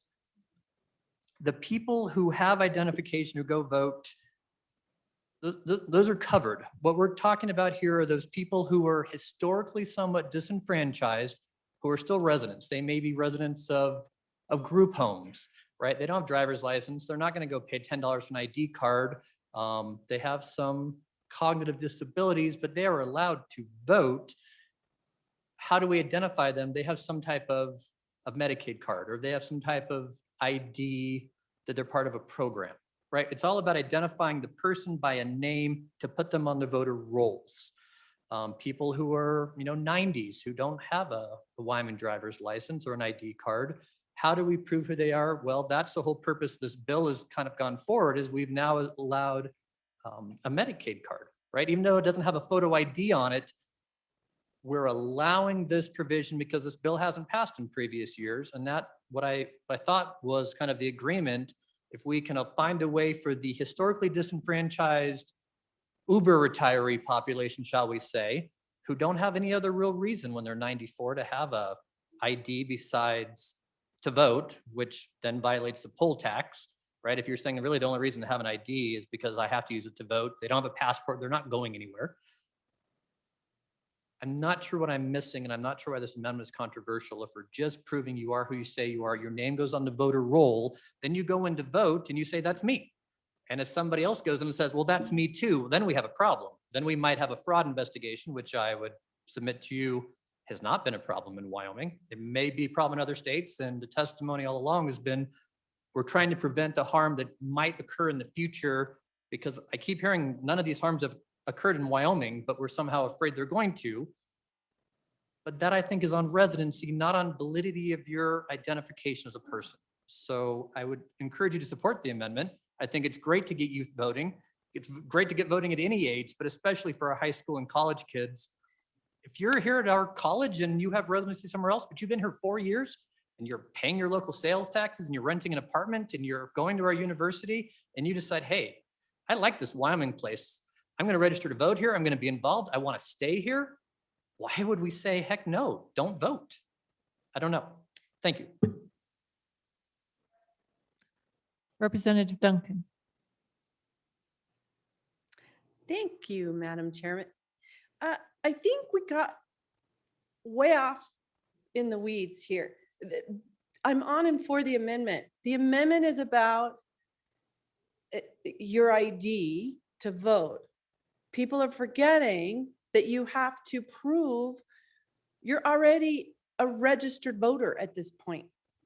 You've already proven all this stuff. So this is just saying that you are who you are. So on and for the amendment. Representative Hunt. Thank you, Madam Chairman. Just briefly to address a few speakers ago, the good representative from Fremont County. First off, he has a point. I am a handsome rascal. Thank you. But seriously, the point that I would like to make here is that I think that what we're trying to get towards, and I realize that this is getting out into the weeds a little bit because there's the issue not necessarily to this bill of just what is or isn't Wyoming residency. I get that, and that's a gray area that we'll fix another day. But the point is that student ID, it does not get me into a bar. It did not get me into a plane. It did not allow me to buy a firearm. I probably can't even use it to check into a hotel. So when we are holding this ID to a particular standard, if that's what we're aiming for, then that ought to be the same standard used to get me into a voting booth. Thank you. Representative Gray. Thank you, Madam Chairman. So to respond to a couple points from the chairman of the committee, I think where there is a little bit of a difference conceptually on this bill, and where is that the robustness of the ID is, I think, important to the strength of the statute. So a University of Wyoming identification for purposes of, you can attain that legally or according to the rules of the school just by being a student. So a foreign national would be able to attain that ID. Now it's true, I can see it as we talked about earlier. If a foreign national use that, they'd be committing fraud by trying to vote. That is true regardless of whether this passes or not. But it does make it easier for that individual to come and vote when we're saying, hey, you can use this for purposes of voter identification. Now, right now it's in the registration rule. Now, I anticipate, again, the registration rule is going to track the ID rule because it doesn't make sense, or the voter ID statute. Because right now registration's not in statute, it's in rule. That was on page 2. But there's not going to be a bifurcation there. I'm very confident once after this hopefully passes. So in a way, we're kind of talking about registration too. But in a way, the other thing too on the robustness of the ID is that ID is very much easier to impersonate, in my opinion, than a driver's license. And you get an argument on a Medicare card, but a student, it would be difficult to use a Medicare card to vote as a student. So, you know, I think we're not in the weeds. I think we're discussing I've learned over the 3 years working on this issue, the beautiful complexities of voter identification to get this right. And so I think we've had a pretty complete debate here. You know, I do want to note too, I talked to the clerk from Albany County, who is also a very nice individual, and did say that they do have to take the social security number as part of that, and they match that. So that's in statute. And it's one thing that's not clear in the registration rule, that they do have to take the social security number every single time. So the last 6, and then they do match it. And they said there has never been a non-match. I still, though, I think for the robustness of the statute, we allow the license, we allow the Wyoming ID. I'm going to be voting no, but I think we've had a robust debate. I think the body can make a good decision here. Thank you.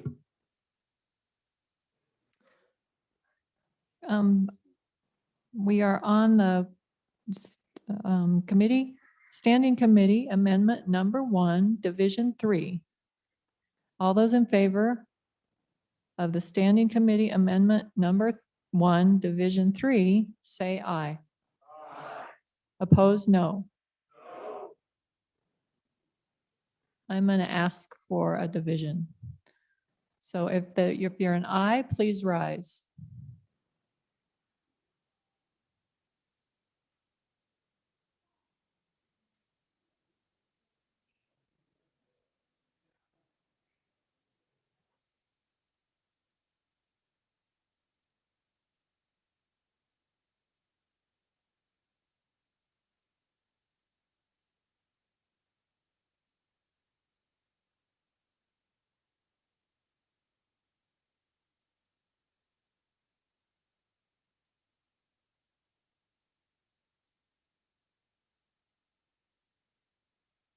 Opposed, please rise.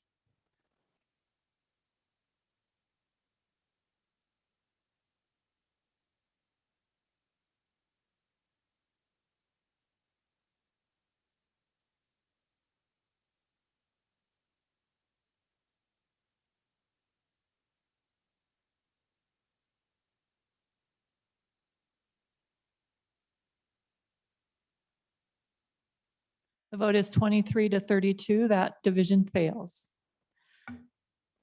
Moving on to, there is another Committee of the Whole amendment.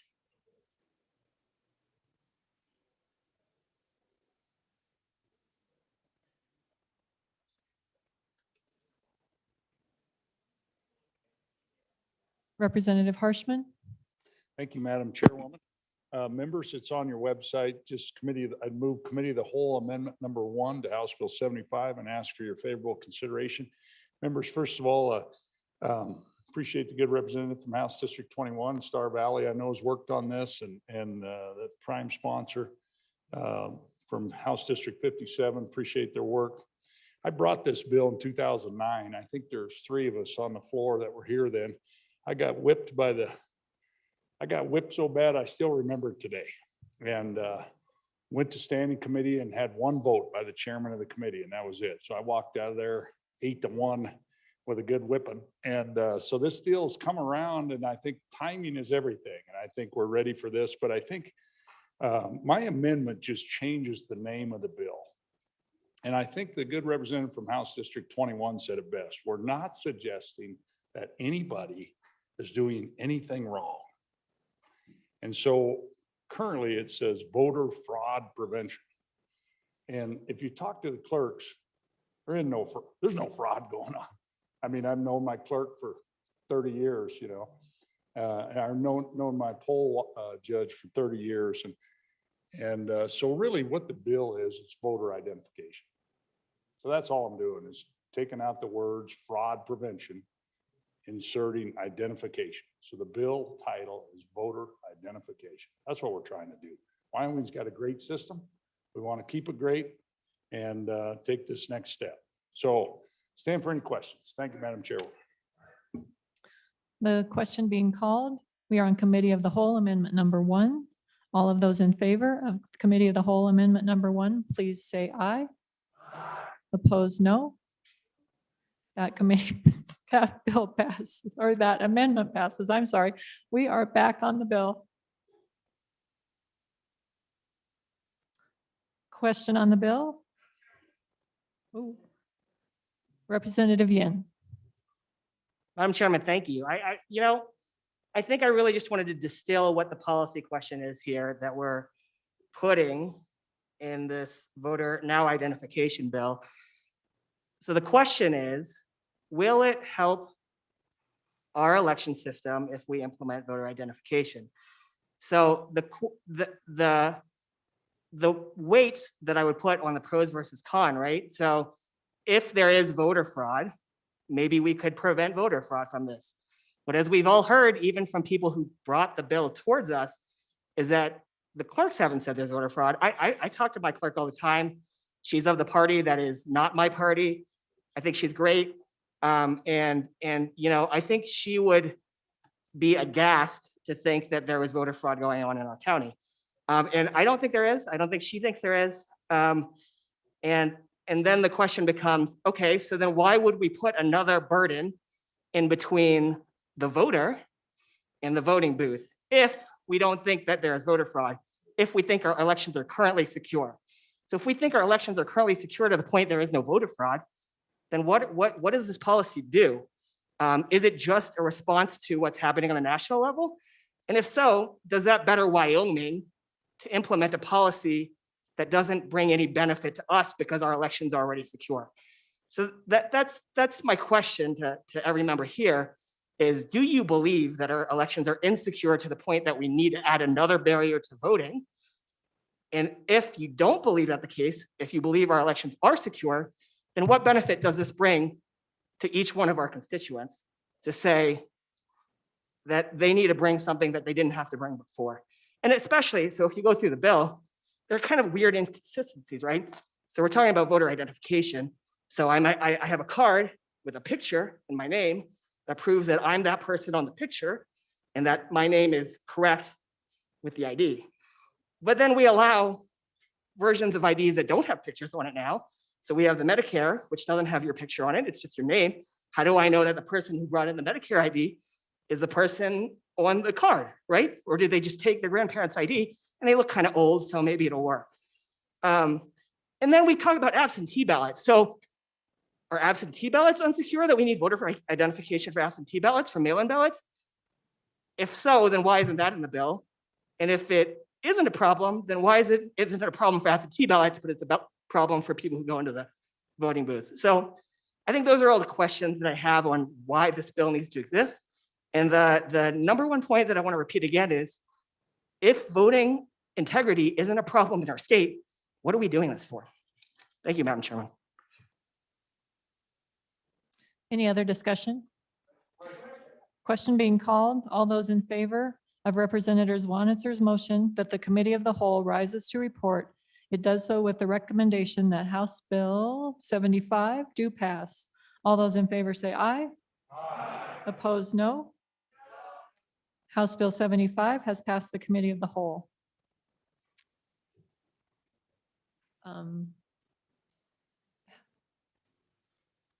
Majority Floor Leader Summers.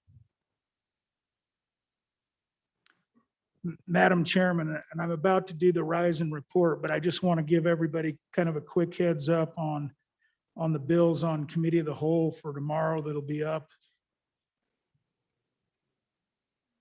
And that'll be 38, 39, 71, 95, 111, 65, and 101.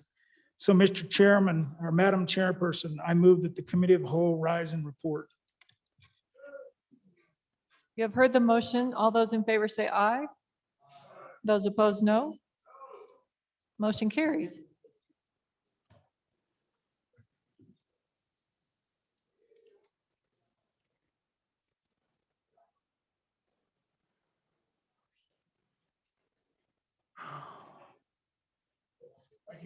The reading clerk will read the committee of the whole report.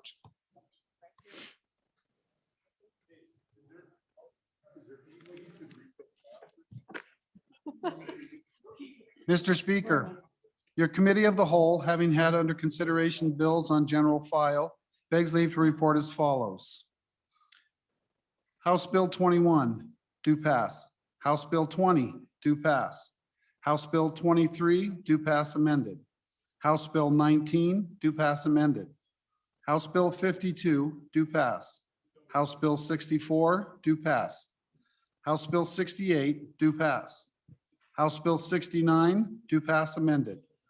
House Bill 41, do pass amended. House Bill 43, do pass. House Bill 22, do pass amended. House Bill 7, do pass amended. House Bill 57, do pass. House Bill 91, do pass amended. House Bill 86, do pass amended. House Bill 107, do pass amended. House Bill 75, do pass amended. Representative Newsom, Chairman. I move the adoption of the committee of the whole report. Members, you've heard the motion to adopt the committee of the whole report. All those in favor, please say aye. Those opposed? No. The motion carries. Congratulations, Vice Chair Newsom.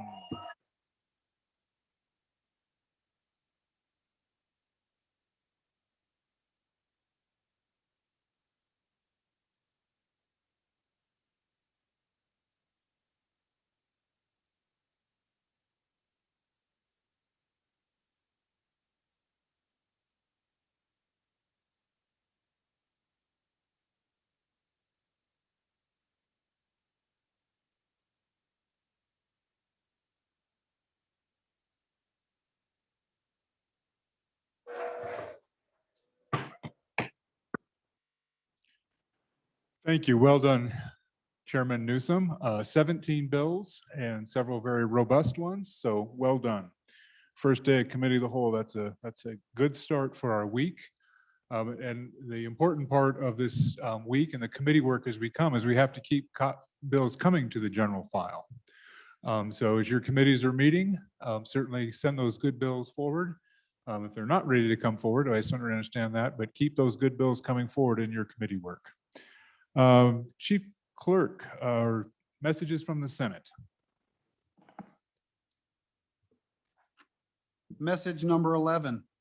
Mr. Speaker, the following named persons are being added as Senate employees of the 66th Wyoming State Legislature.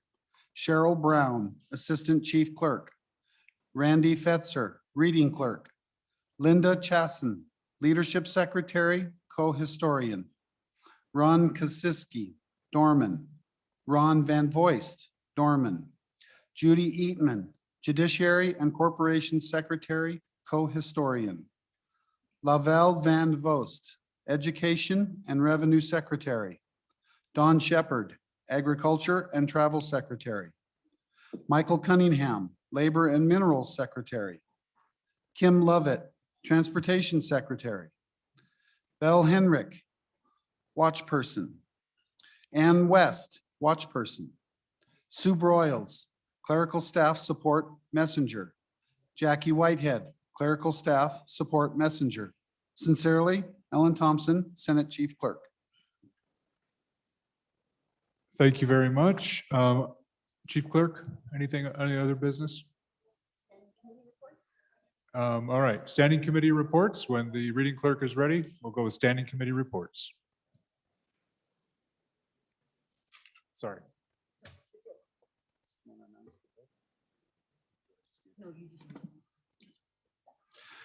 Mr. Speaker, your committee number 7, corporations, elections, and political subdivisions, to whom was referred House Bill 65, political subdivisions deposits.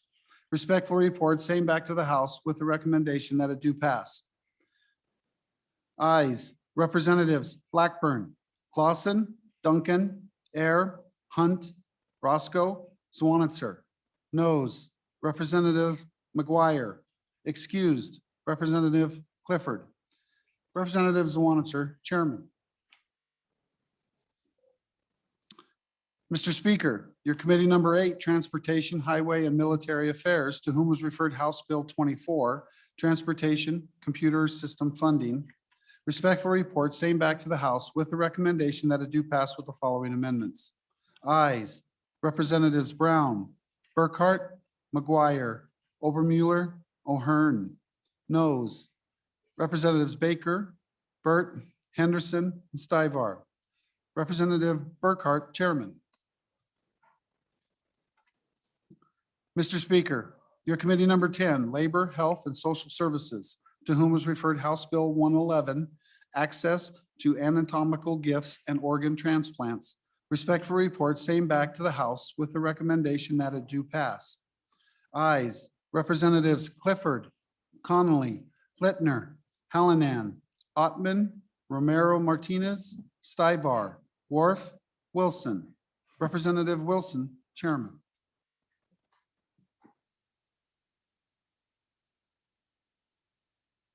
Thank you, Madam Chief Clerk. I think we have a re-referral. Chairman Burkhart, did you have a re-referral you wanted to take care of, please? Thank you. Thank you, Mr. Speaker. Mr. Speaker, I would like to re-refer House Bill 24 to appropriations. Thank you, Mr. Chairman. House Bill 24 is re-referred to Committee number 2, Appropriations. All right, members, I have a couple of announcements that I hope you'll pay attention to. One, you should have received travel per diem vouchers, the sheet you do for your committees last week. So if you participated in committees last week and have not put in for your travel and per diem or whatever you would be due, please take care of those so that our LSO staff, Ms. Barrett, can compensate you. Second, from our IT staff, if you would like privacy screens for the supplemental monitor, the big monitors that are on your desk, if you would like privacy screens, please email Jamie Schwab in our LSO IT department. Privacy screens. The new computers have them already built in, I guess, and there's a way to do that, but the big new monitors, you need to have a separate privacy screen. I guess, correction, there's a stack of them up here, and this chief clerk will come to the chief clerk and she will get as many as she has to you. And then from there, we'll go to Mr. Schwab. So first we'll start, upon adjournment, we'll start with the chief clerks and then we'll go from there. The last thing, upon adjournment, Chairman Harshman. And the last note for as far as organizational things, starting tomorrow, we'll have a yellow sheet. And the yellow sheet is basically the order of second, third reading, which are in numerical order, and then always our general file as soon as the majority floor leader gets it laid out for us. So tomorrow you'll start having a paper copy of the yellow sheet, and that kind of helps us tick off where we are. Today, we didn't have as many bills, and some of them hadn't been read in, so we decided to hold off. But I think tomorrow, beginning with our second reading and our next second general file, we'll continue with that. And finally, here's the advantage of being on the World Wide Web, is that they told me they would send me a new application for that card that starts with 2 A's and ends with a P. So anyway, I got that note just now. Mr. Majority Floor Leader. Mr. Speaker, thank you. And it was my understanding that maybe I went a little too fast on that list. So I'm going to slow down this time. And the numbers are 38, 39, 71, 95, 111, 65, and 101. And I'm sure they will change orders as we get more bills read in. So that's that. Are we ready to? Thank you, Mr. Majority Leader. Just so folks know, those will be on the legislative website calendar as soon as that's why we had to do them again slower, so the chief clerk could get them in order and they could go on the website. So yes, Mr. Majority Floater, if there's no, that clears my desk. All right, Mr. Speaker, I move that the House adjourn until 10 a.m. tomorrow, the second day of March, 2021. Committee announcements. Chairman Burkhart. Thank you, Mr. Speaker. Your committee number 8, Highway or Transportation, Highways, Military Affairs, will meet tomorrow upon noon adjournment to consider 2 bills, House Bill 131 and House Bill 135. Thank you, Chairman Harshman. Thank you, Mr. Speaker. Your committee number 3, Revenue, will meet at 8 a.m. Tuesday, March 2nd, tomorrow in Capitol Extension Room East E003 and online, of course. Mr. Speaker, we're going to consider the following bills: House Bill 94, Solar Electricity Generation Taxation, and House Bill 108, Wind Energy Production Tax. Thank you, Mr. Speaker. Thank you, Mr. Chairman. Chairman Olson. Thank you, Mr. Speaker. Your committee number 1, Judiciary, will meet tomorrow, March 2nd, upon a noon adjournment to consider House Bill 33, Interference with Public Contracting, and House Bill 85, Unlawful Dissemination of an Intimate Image. Remote participation will be available for this meeting. Thank you, Mr. Speaker. Thank you, Chairman Nicholas. Thank you, Mr. Speaker. Your House appropriations will meet on adjournment. We will hear House Bill 76, 87, 131, and re-referrals, House Joint Resolution 3, House Bills 10, 24, and 26. Thank you, Chairman Footner. Thank you, Mr. Speaker. Your committee number 6, Travel, Recreation, Wildlife, and Cultural Resources, will meet upon noon recess tomorrow, March 3rd. We'll be meeting in Capitol Extension Room W006 and also online. And we will be working House Bill 84. Thank you very much. Any other messages? Yes, thank you. Chairman Eklund. Thank you, Mr. Speaker. Your committee number 5, Agriculture, Water, and State Lands, will meet tomorrow morning at 7 to work 2 bills. One of them is a continuation of House Bill 51, and the other one is House Bill 118. Thank you very much. Any other announcements? Any other announcements? All right, members, I have a few more housekeeping things for your consideration. First of all, there have been some new things delivered to your mailboxes, including some warrants or alternate means of methods of payment. So please, everybody, clear out your mailboxes. Secondly, there are resolutions in the Legislative Service Office main office that if you're interested in signing a resolution in memory of Representative Edwards or Senator Coe, those are still available, and we'd like to button those up so we can deliver those to their families. As you know, we introduced those on January 12th. And if you still haven't signed them, please go to the LSO's main office, and Heather has those available signed. Tomorrow morning, so resolutions, mailbox. The last thing tomorrow, as we convene, we'll do our prayer, our pledge, and then we will pause and hear our state of the state and the state of the judiciary, and then we will go to work on second reading and then committee of the whole. Oh, my apologies. I'm told the pledge and all that will be at 2 o'clock. We're going to take the governor's message first. So with that and no further business, Mr. Majority Floor Leader. Mr. Speaker, thank you. And ladies and gentlemen, really congratulations on a first day in person.